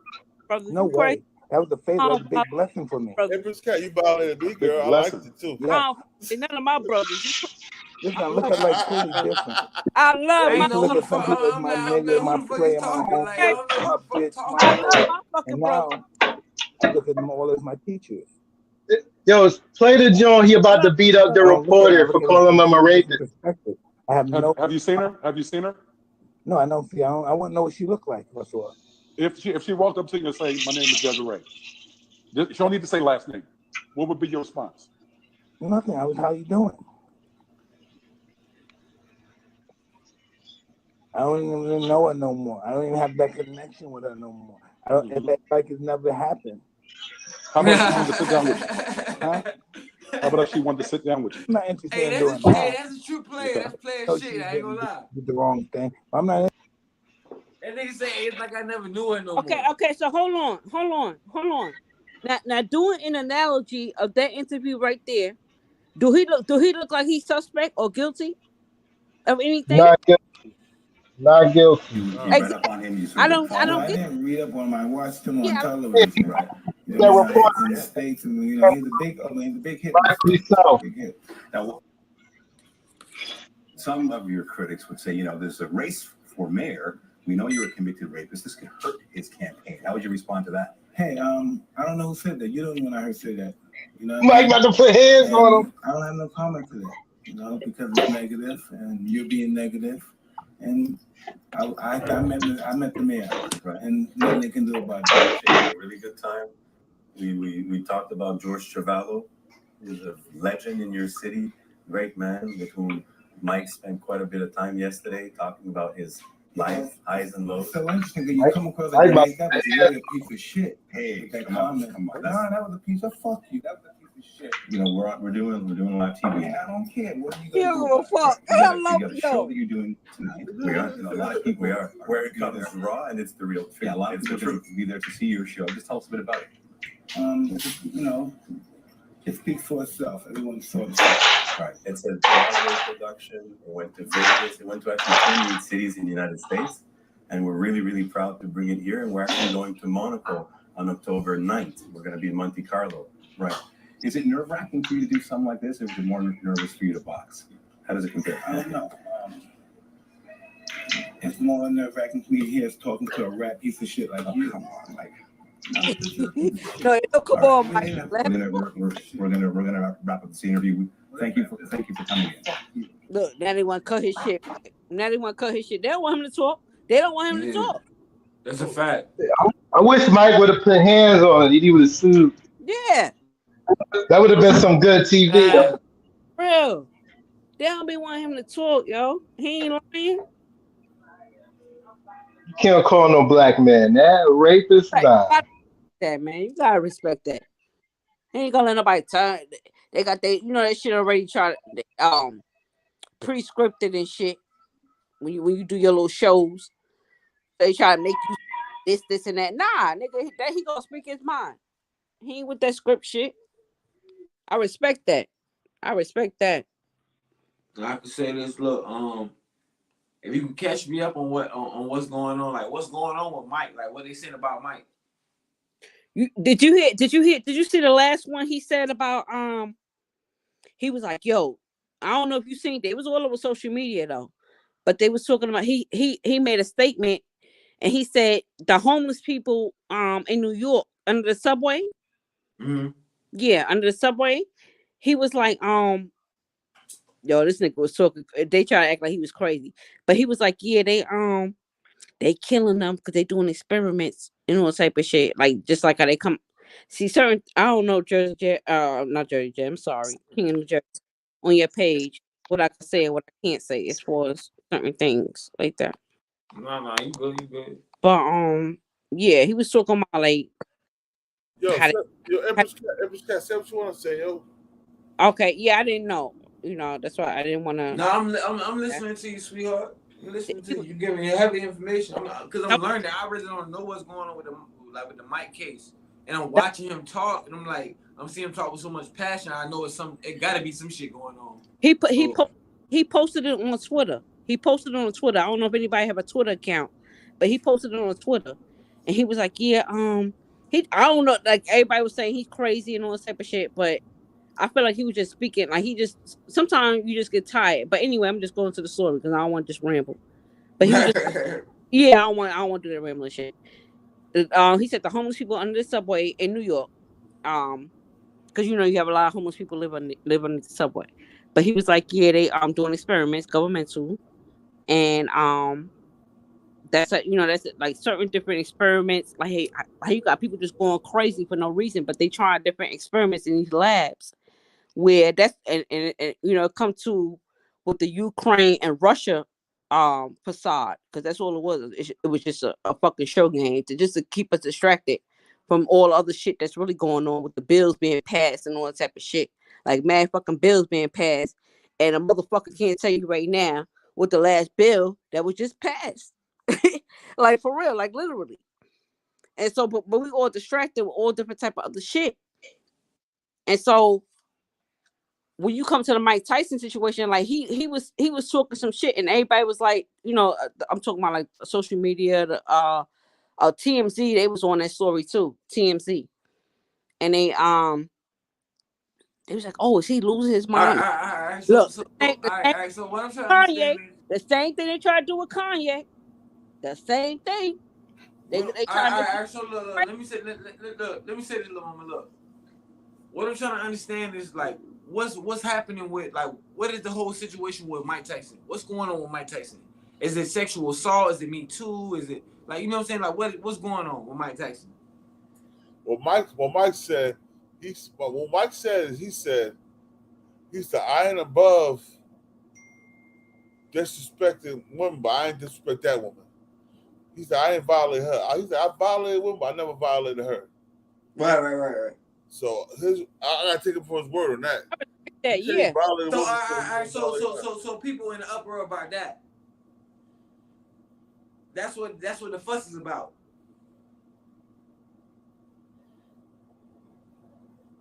Are you asking? No, I'm asking. I'm asking. Like, is that what the fuss? Like, what's the commotion about? Like, as far as like the topic and him being brought. I'm trying to, like, because I'm walking into the door and I walk into the room.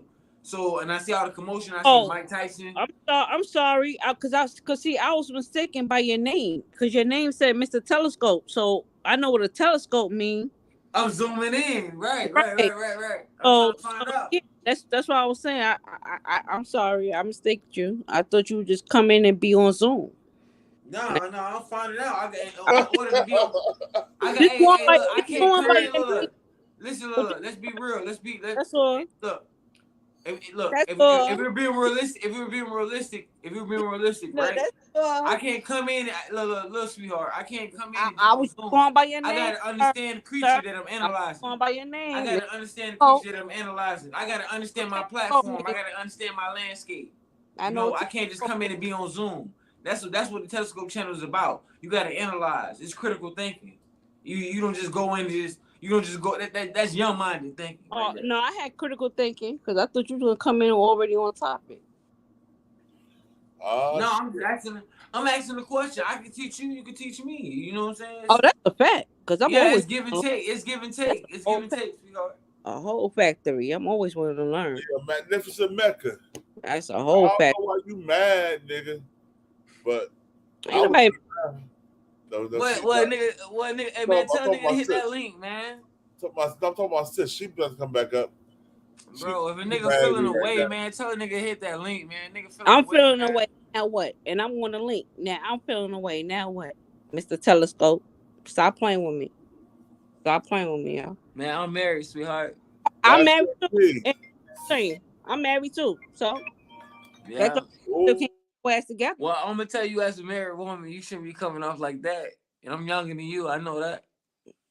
You damn right you are. So you need to learn some advice and listen to your elders and respect your motherfucking elders before I put you in your place. No, I don't get put in my place. Don't hit the wall.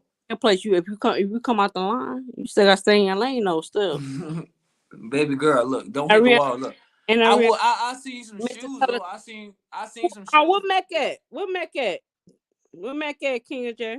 I seen some shoes though. You know what I'm saying? Or a robe or something like that. You know what I'm saying? I be making. What Mac at? Yeah, I be making like merchandise and shit. You feel me?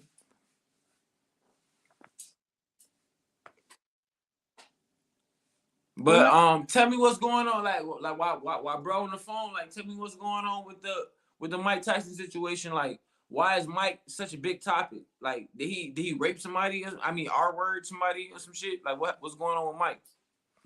Yo, Wax AP, salute my nigga. What's good? I see you up here, nigga. Hit that link, nigga. Oh, them niggas going at it. Oh, damn, I'm in the middle of a fucking war. I always call it in the middle of a war, man. Nigga call me in the middle of a fucking war and shit going on. A war? Are you serious? Yeah, man. These YouTube streets be crazy, man. Niggas be having wars every fucking day. I got a nigga live the other day, nigga having a full-on war. It's like fucking 14K people in the live, nigga having a whole war. You know what I'm saying? Talking about niggas putting the niggas baby mamas out. Shit. Salute, bro. Like, shit crazy. I see AP, bro. You know how we do, man. Oh. Here go Mecca right here. Now what you said? What your punk ass said, Mecca? No, what your punk ass said while I was missing in action.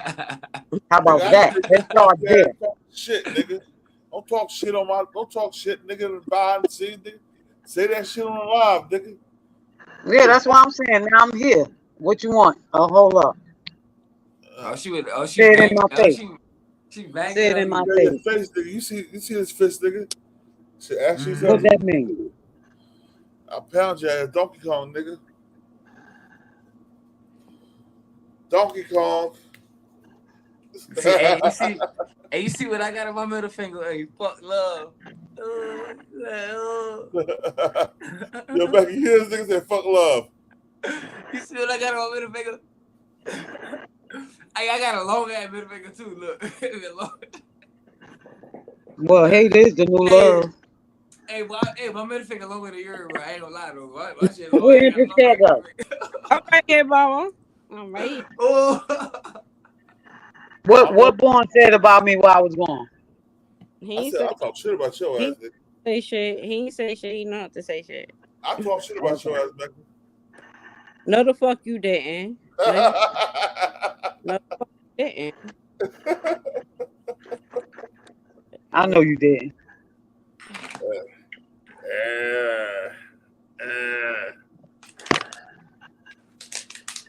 Nah, but Mike Tyson did. He said I violated women. I ain't violate her. I'm like, God damn, nigga, you admitted to being a rapist. God damn. Did I not say he had the characteristics? Yeah. But he said it, yo, Becky, he said it himself. He said, I violated a woman, I never violated her. So how we supposed to take that? That nigga, he violated women. He didn't violate that bitch. He violated all the other women, but he didn't violate Except her. for this particular one. Right. Exactly. Yeah. But at least he kept it real. Now you got a point. Huh? Real fake. Now you got a point. You got a point. He ain't got no point. Nah, he kept it real. He kept it. Nah. Look, if you want to keep it, hey, look, if you want a nigga to keep it real, you want a nigga not to keep it real. That's why I say you got a point. He ain't got no point. The point is, a thief is a thief. A bank robber is a bank robber. Oh. A drug dealer is a drug dealer. A cat is a cat, and a dog is a dog. Well, If that's his pattern, I'm a bank robber, a drug dealer, I'm a shooter. I'm a bank robber, a drug dealer. Okay, put it this way: a criminal is a criminal. Hold on. Magnificent. Let me ask you a question, sweetheart. Can I ask you a real? I want to be candid with you. Can I ask you a question? How many drug dealers? How many drug dealers have? No. You want to talk about a bank dealer, a bank robber is a bank robber, a drug dealer. How many drug dealers have you dealt with? How many drug dealers have I dealt with? None. Oh. Because I knew better. Because I knew that. Come on now. We got to start the cap now. What you mean? Come on. Do I need it? Look. I'll give you some phone numbers you can call. I didn't mess with drug dealers. I messed with men and guys that was my age that had jobs because that was a steady income. You got another hat, man. Let me get some cap, man. Let me get another cap, man. Hold on, cap. You want a cap? Hold on, let me see cap. Yeah, let me get another cap, man. All that cap going.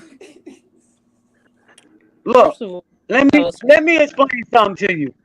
I have nothing to prove to you. I don't have anything to prove to you. I know that I did not mess with drug dealers. It's a whole lot of us out here that did not mess with drug dealers. A whole lot of us. I'm just playing with you, sweetheart. You know what I'm saying? Because I'm telling you that I knew that there was trouble that came with that. It came with extra women. It came with an extra headache. Yo, Becky, look what TV Fake said, yo. Oh, look what TV Fake said. Don't nobody care nothing about what TV Fake got to say. Bring your ass up here. Later for all that. Later for all that keyboard gangster stuff. Come on up. Right. Come on up. Right. Pull up. Right. That's the whole factory. Pull up, because you know we could be. Empress Cat, I like You your know we eyebrows, got girl. beef anyway, TV. What? I like your eyebrows, girl. Yeah, you. Hey, mom, shout out, As you, man. as you should. As you Yo, should. Dub Honcho, salute, bro. I What's your, see you Man, I there, feel like man. I'm on the hold on, porch, man. I'm what's rolling your me a point? joint, man. Hold on, what's your point? What's my point? Oh, yeah, what's your point with that? I think your I mess eyebrows. with pimp. I said, Nigga, I ain't messing with no pimp. I am the pimp. What are you talking about? Nah. Y'all motherfuckers don't be understanding. What are you talking about? You got me twisted, TV. I am the pimp. Y'all motherfuckers don't be understanding. I do the pimping out. Questions and shit. Like y'all Yo, go You off. great, man. Y'all go Come off and on. ramble like little Come bitches. on. You see my, Y'all go yo. off and ramble like little bitches, and y'all don't You even. see my, look, my thing say boss. Boss victims. Boss. Defensive mode. He from back from Detroit. Yo, mom, what's up? Hey, mom, where you from? Where you from, mom? Fuck out here.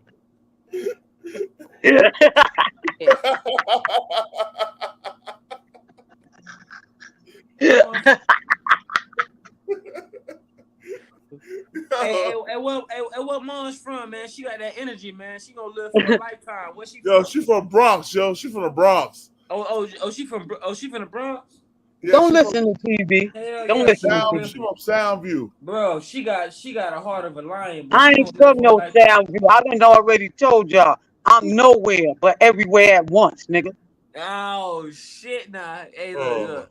And we all know a auntie or a uncle that's just like that, though, man. We all know auntie or uncle that's just like that, though, man. They got that spirit, you know.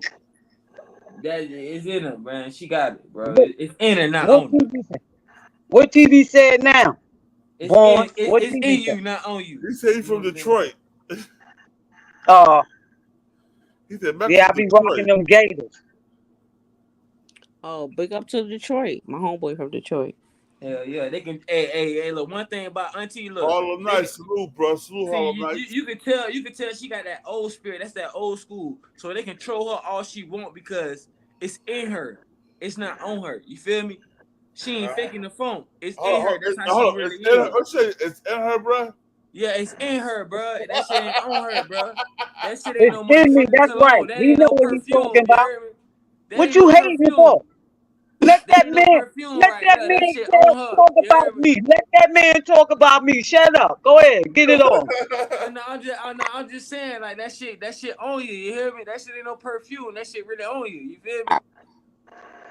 Yo, nigga, like, you say you from Detroit Avenue, they can troll you all you want, all they want, but they can't get you out of character because it's really on you. You get what I'm saying? Right. If a person, if you trying to be in the character, you got people that try to be in the Harlem character. Nights.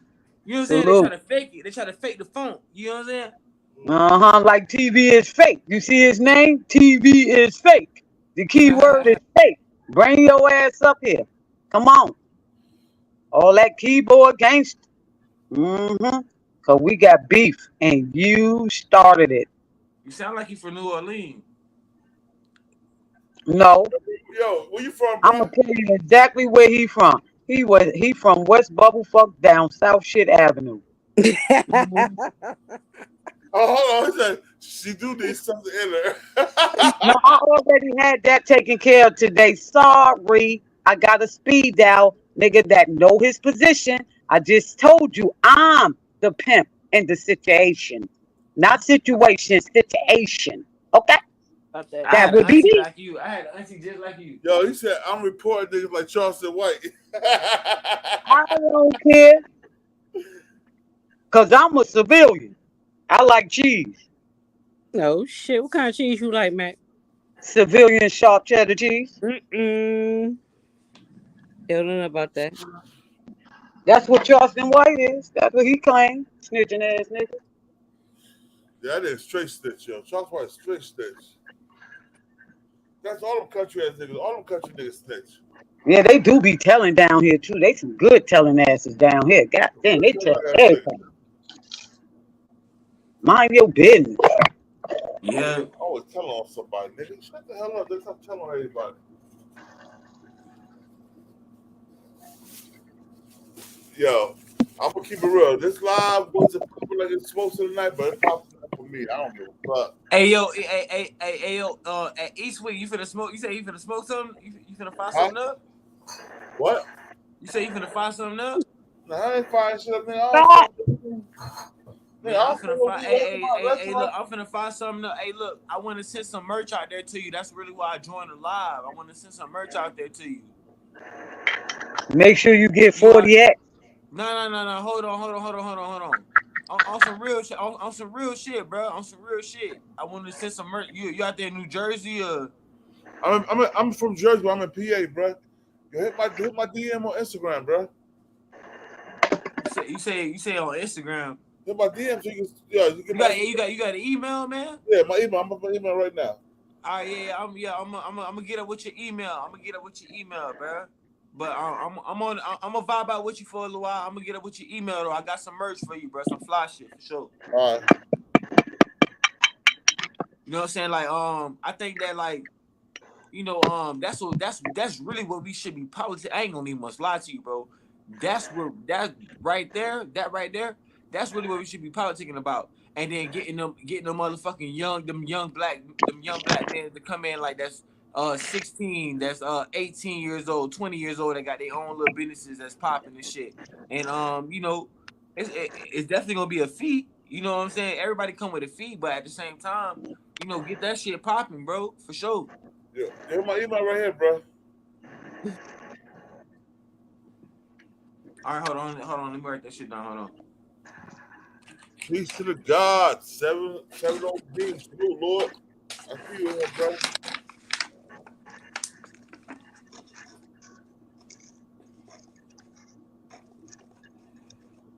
Oh, shit.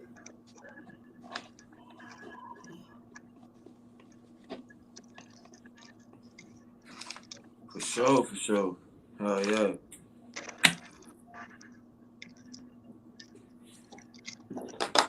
Hey, look, hey, when I send you that shit, bro, you gotta wear that shit on screen now. Right. I always went to the screen, bro. Yeah, when I see you that shit, bro, I want to see you with that shit on screen. What size you wear? Yo, send me a 3X. You say 3? 3X, 3X. Nah, bro. Look, the shit I would, I gotta hit a big ass heavy pause on the shit because I make this shit myself. So the shit I want to see you in is probably gonna be like maybe like a 1X or a 2, but it's gonna be fitted on you. It's gonna be like kind of like somewhat like tailor made on you, bro. Like, all right, cool. I can tell by your size. I can tell by your size. 7 OD, bro. I slid with bro. I'm PDF, look. Listen, look. I'm gonna put my camera. I'm gonna put my camera on. Look, I'm gonna put my camera on. Look, the shit I got, like, cause I'm not no goof, bro. Like one thing about me, bro. Look, I know fashion. You feel me? I know what look good. You feel me? Like I can dress a nigga bitch real good. Like, you know what I'm saying? But like this shit I got on right now, right? This called a jazz, like the Fresh Prince of Bel-Air. You know what I'm saying? Like this called a jazz right here. This is what I got on. This is what I got on right now. You feel me? Dope. Yeah. No. You made that? You made that? I made this shit. I stitched this shit from the ground up. You feel me? Like, I made this shit. I made these shits. You feel me? Like these shits. You feel me? I make shoes, all that shit. You feel me? I'm a creator. You feel me? Like whatever I think, like that's what God. 7 OD, yo, hit my Instagram, hit my email. 7 OD. You know, I was at Wilkesboro for years, bro. That's my fourth home. Look. I got a robe. I got a robe right here. Like this is a robe. This is a female. This is a Komodo robe. Like a lot of men don't know what a Komodo is, but females know what I'm talking about when I say Komodo. I got a Komodo robe right here. This is a Komodo robe right here. It's called a Mulan. It's a red robe. It got Kemet origins all over it. I stitched it. I made it by myself. You feel me? Like, yo, let's see it so everybody can see it, bro. Cause you know, I pop up with my shit. Put them bigger on the screen. All right, I'll show you. I'll show you some shit off my. I'll show you some shit off my website. Also, I'll show you some more packaging or whatever. I'll show you. Actually, I'll show you some more product. Hold on.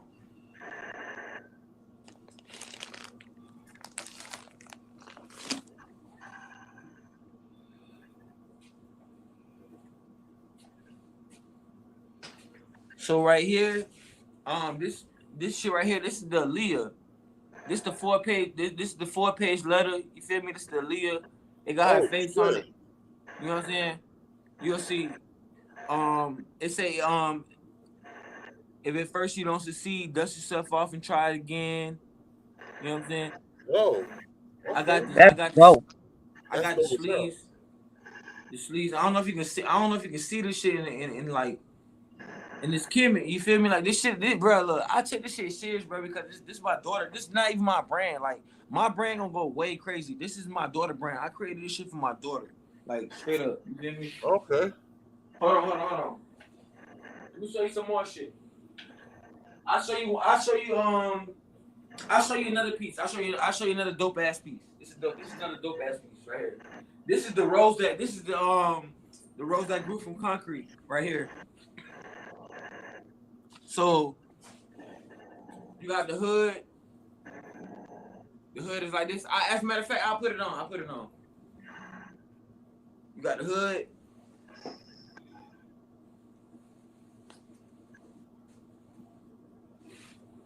Okay. Like, you feel me? You see the black rose. You see the black rose right here. You feel me? Yeah. Yeah. That shit dope, yo. Yeah, like all of this shit, bro. Like all of this shit, bro. I created this shit from scratch. You know what I'm saying? Like started this shit from nothing. You know what I'm saying? And it really just came from motive, like, bro. Like I ain't gonna lie, bro. I ain't gonna lie to you, bro. Like I came from being homeless, bro. Like it ain't no crazy ass story, like no bullshit ass movie story. Like I literally came from being homeless. My dad was a crack addict. My mama gave me to my goddamn grandma when I was like 2 months old, like 2 days old barely, like fresh out of the hospital. Like all my family know me from staying with my grandma. They know my mama gave me away. You feel me? Like I still love my mama to this day. I talk to her to this day. You feel me? Bro, you good. Yeah, for sure. But like that shit, I ain't gonna lie, like that shit make you want to conquer and be better, bro. Like I ain't gonna lie, that shit right there made me want to be better. Like I wanted to be a father in my child's life because my dad was a dope fiend. I want to be a father in my child's life. You feel me? I didn't want to leave my kids like, you know what I'm saying, like spending like $300, $400 on fucking shoes and shit like that wasn't nothing for me because I wanted to make sure that like my daughter had what I didn't have. You feel me? And then I came to the realization, I was like, man, you know what?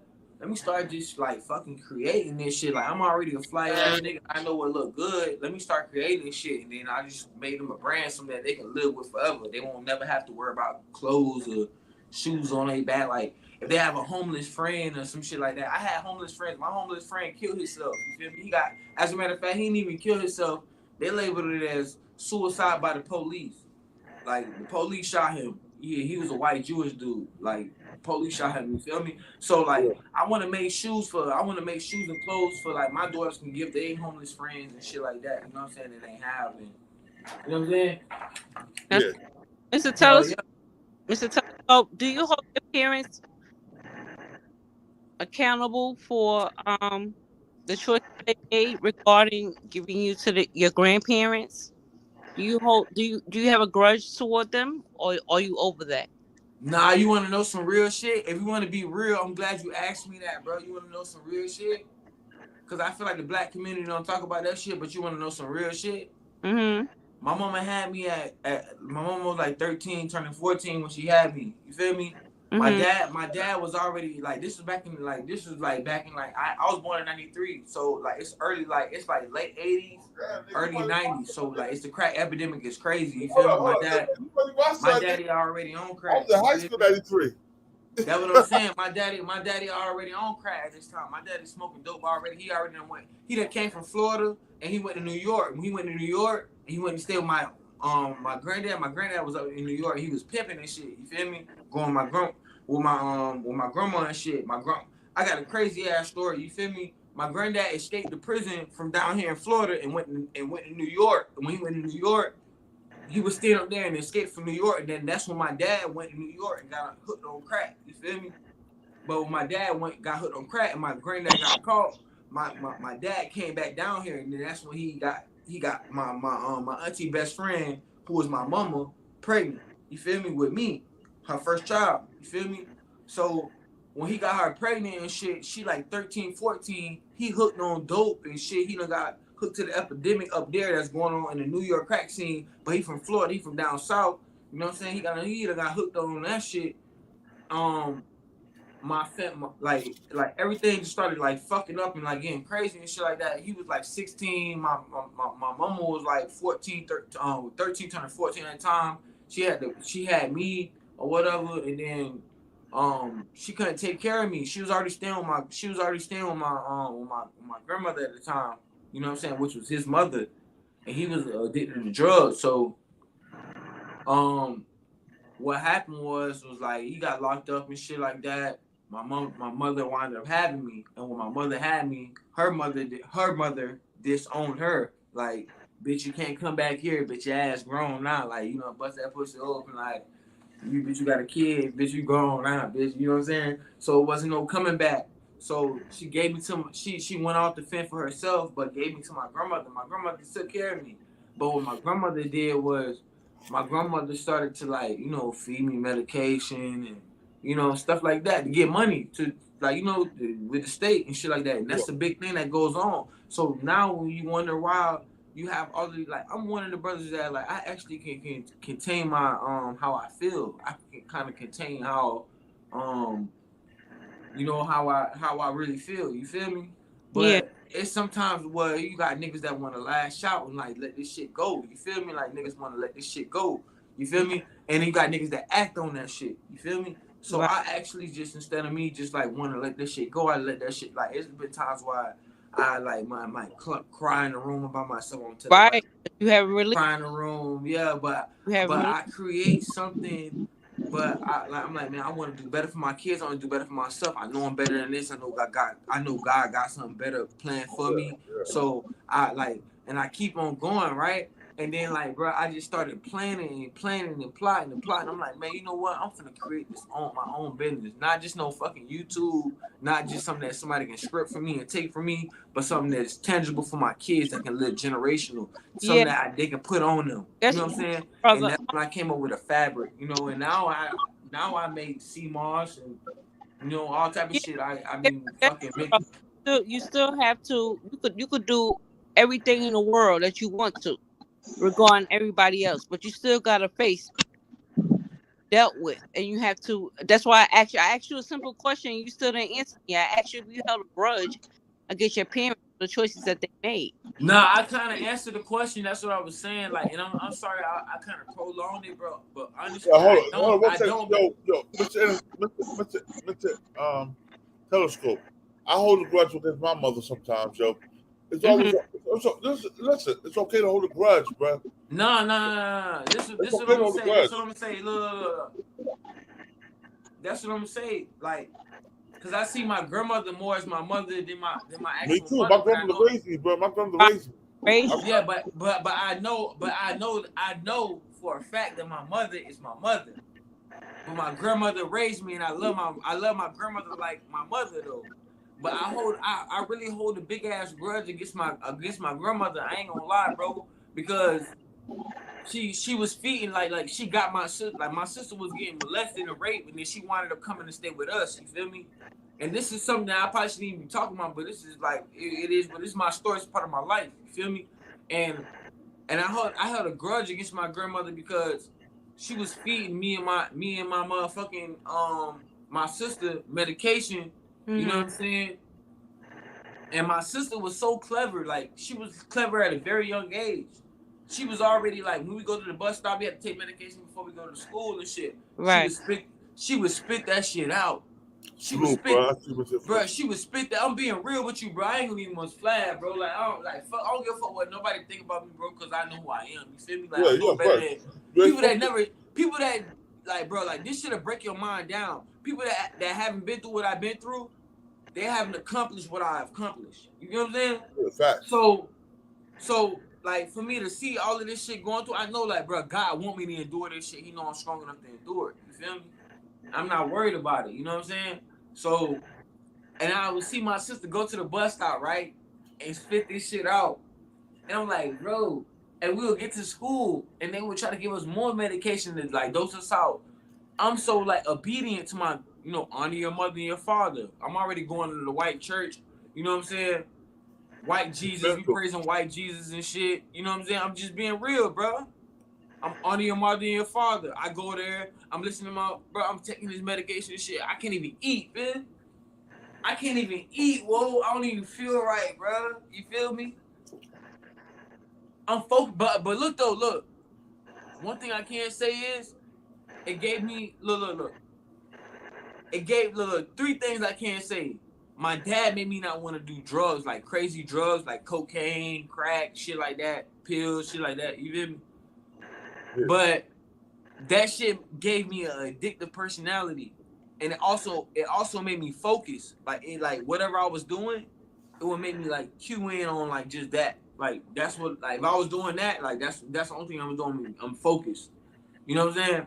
And like that's not how you want to drug up a child. Bro, I ain't gonna lie, bro. I ain't gonna lie. I'm not gonna say I hate my grandma for that shit, bro, because she took me in. But like I did, like, and a lot of people like would fucking like be like, oh no, your grandma did all of this for you and did all that.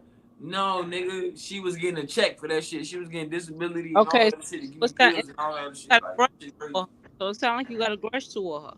Hell yeah, I don't, bro. Look, that's why I don't even like. Honestly, to be real with you, I'm talking about family. I feel like family is what you make it. That's my ideology, because I can ask you any successful person, right, that's not doing YouTube, like fuck the YouTube shit. Let's be real right now.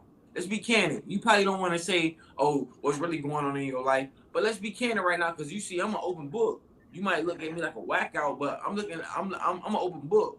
No, I'm just saying, like, look, any successful person in your life right now, let's be real, they're not openly talking to the family, to the black family right now. Why? We all know why. Well, that depends. You can't, don't say me, because I know. No, but I'm just saying, any success, but look, we all, every black person in the family right now that's in it, like every foundational black person that's like, because we know every person that's in here got a black person that's in their family that's successful as fuck, that don't come around because the family be on some bullshit. We all know this shit. Come on now. Let's stop it. We all know that. Everybody know that they got that one successful, they got that one star in the family. It's that one star that's in the family that everybody know of, that they don't come around because, man, no, such and such, man, they on that bullshit, man, they done ran such and such a way. You know what I'm saying? Like, we all know that our family, within ourselves, everybody got their own problems. It's not your problem's not my same problem. Your problem might not be my problem. My problem might not be yours. Yeah, but we all got our individual problems within our black communities and our black individual immediate families that fuck us over with the stars and the providers that's in our family. People that, you know, they got the golden minds. The motherfuckers that's done reach 6 figures. You know what I'm saying? The motherfuckers that you probably don't reach 5 figures a month. You don't at least reach 5 figures a month consistently. But you got your bullshit family that's gonna intervene and get in the way of that, maybe gossip or talk about bull. You know what I'm saying? So that's all I'm saying. Like, you know what I'm saying? Well, AP, what you want to ask him, yo? How old are you, bro? You said how old am I? Right. I'm 26, bro. I mean, I might seem young. I might sound young, bro. But like, I don't live long.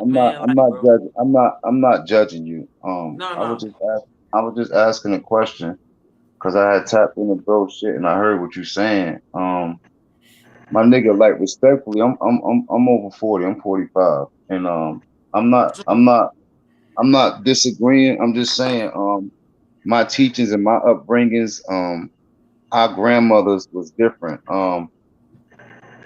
Respectfully, you understand what I'm saying? I don't know the relationship. I don't know the history of you and grandma past or whatever, but me, I love my grandmother. I heard what you saying when you were saying grandmas and moms. Like, grandmothers played a role in our lives that, you know, like, our moms is our moms, but the roles that grandma played was like, you know, it was unfulfillable.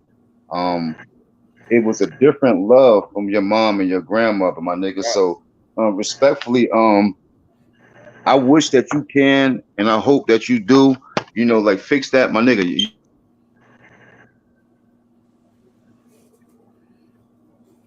Bro, you broke out, bro. You broke out. I'm not judging you. I'm not trying to say No, what's good and what's bad for you. no, rewind, bro. You broke out. Rewind a little bit. Yeah, you broke it. AP, you broke your shit broke down.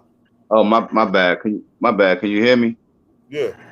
Oh yeah, I was just saying, like I was overhearing what you were saying, and I'm saying like I don't know what part you heard and what part you didn't hear, but when we was growing up, our grandmothers played a role in our lives, my nigga. That was, it was unfulfillable. Like I said, I can't speak on. I don't know the history of you and grandma, and the words that came out your mouth. I can't judge you, but I can respond to what you said. I think that is very inappropriate to a sense, right? Because you want to set a standard as far as family.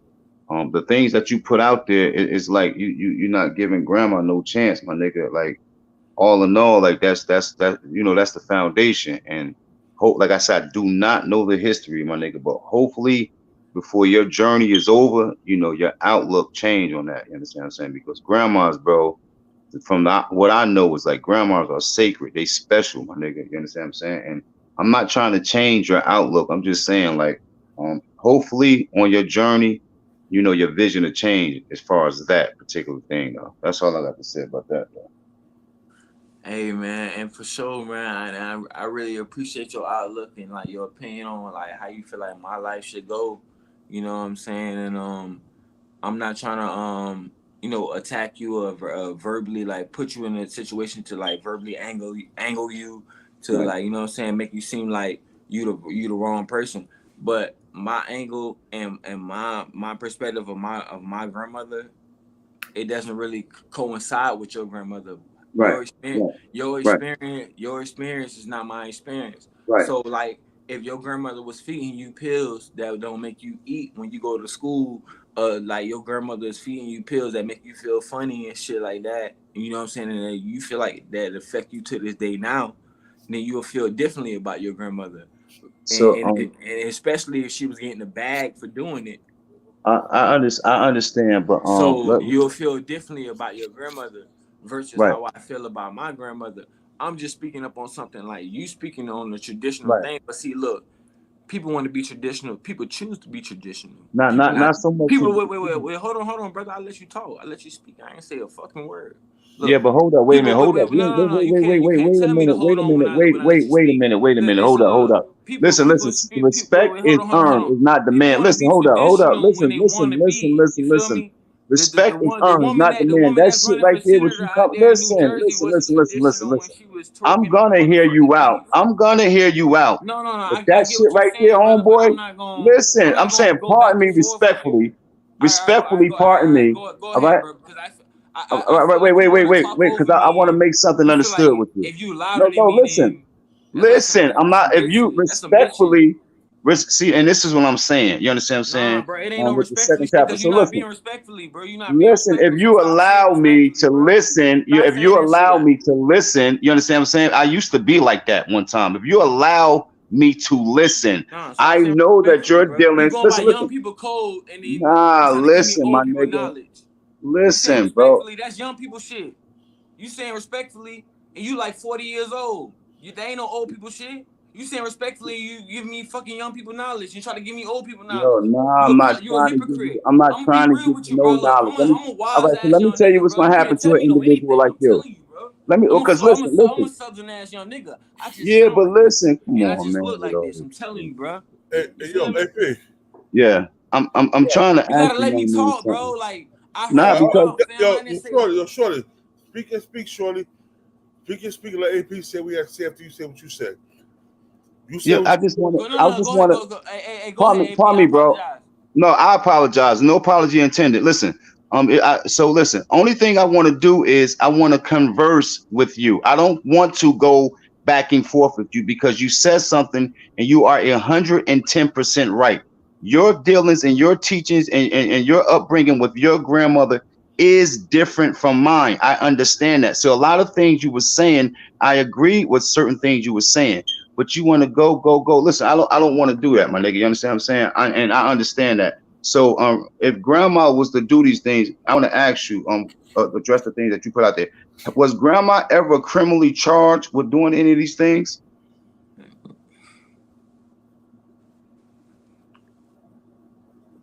It seemed more so like you want to be the questionnaire versus like you ask a question, I answer it, and then I just like come on like and get to the next topic. You know what I'm saying? No, sir. No, sir. I'm saying this.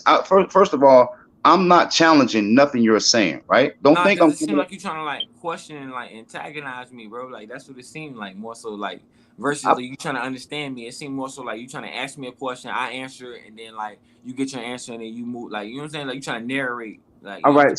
I'm not on that type of timing. Like No, if you but want me to be on that type of timing, you're bro, you saying gotta pay some me. things. Like You're saying I'm a some real things one. that make sense. I stay You're in Miami saying some Beach, bro. things that I make walk on sense. South Beach every day. If you want to fucking interview me, you gotta pay me, bro. Like Pay you for an interview with yeah, you. like you interviewing me right now. If you No, doing that I'm shit. not interviewing with you. You're on my You people's is, podcast. bro. You saying, Nah, wait a minute. you interviewing me if you doing that, bro. I'm talking about regular topics, man. I'm talking about regular topics. Like, look, my grandmother, like let's say if and every, like you speaking in general, not just don't make me when I generalize everything, don't make it personalized about me, right? Huh? I know I'm a cool ass nigga to talk about, right? I'm not trying to be self-conscious and be all full of myself, right? Whatever you want to call it. But everybody know that it's somebody that's in a family that's getting a motherfucking let's say quote unquote retarded check or SSI check, and they know that these people not crazy. That's the finesse. Let's be real. Now these people, they make it seem like it's a finesse now because down the line they done got hip to it, right? But every month, guess what these people do? You gotta take this medicine, and get what? If they don't find that piss in your system, they don't find that medication in your piss, get what? That check cut off, you know. So that's what I'm talking about. Don't just try to personalize it about me, man. I'm generalizing everything. Don't try to personalize it about me. And that's why I said it's an interview. If you want to interview me, you want to talk about just me, yeah, damn right. I walk on motherfucking Ocean Beach every goddamn day. Bitch, you gotta pay me. All right, can I You feel me? Niggas pay to come out here to Ocean Beach, bitch. You gotta pay me. Shit, come out here. You can go. I'll fly you out to Ocean Beach. Yeah, you want to interview? Yeah, we can fly you. You'll fly somebody out there. But shit, if it's on some other shit, yeah, damn right. So let me don't generalize. Don't generalize. Don't personalize something that I'm generalizing. All right. So let me. All right. So pardon me. So you just said I'm about to go to born. This ain't gonna go nowhere real fast. So you you specifically said you addressed the issue about your past history and your past dealings with your grandma, right? So I came and respectfully I just said my outlook. I never judged you. I never put you down. I never put grandma down. Wait, listen, hold up. Pardon me. I'll let you land. Now listen at me. Because this don't make no sense to me. So then you came back and you said to me, you said, listen, you are trying to, I am generalizing something and you are trying to personally attack me. Well, just hear me out first. Just hear me out. What you was just addressing was a personal issue, right? You was talking about you and your grandmother and your past dealings with your sister. Hear me out now. So that is personal. Generalizing it is, you know, it's a story of the group of family members and such happened and this and alleged that. That's being general. Once you said me, my grandmother, and my sister, AP didn't make that personal, my brother. You made that personal. So listen, I understand where this is going. I understand you. You understand what I'm saying? Hey, Born, listen, respectfully, my nigga. I love you, bro. You be easy, bro. Yeah, but that. Yeah, I know he was gonna run out because that shit ain't made no mother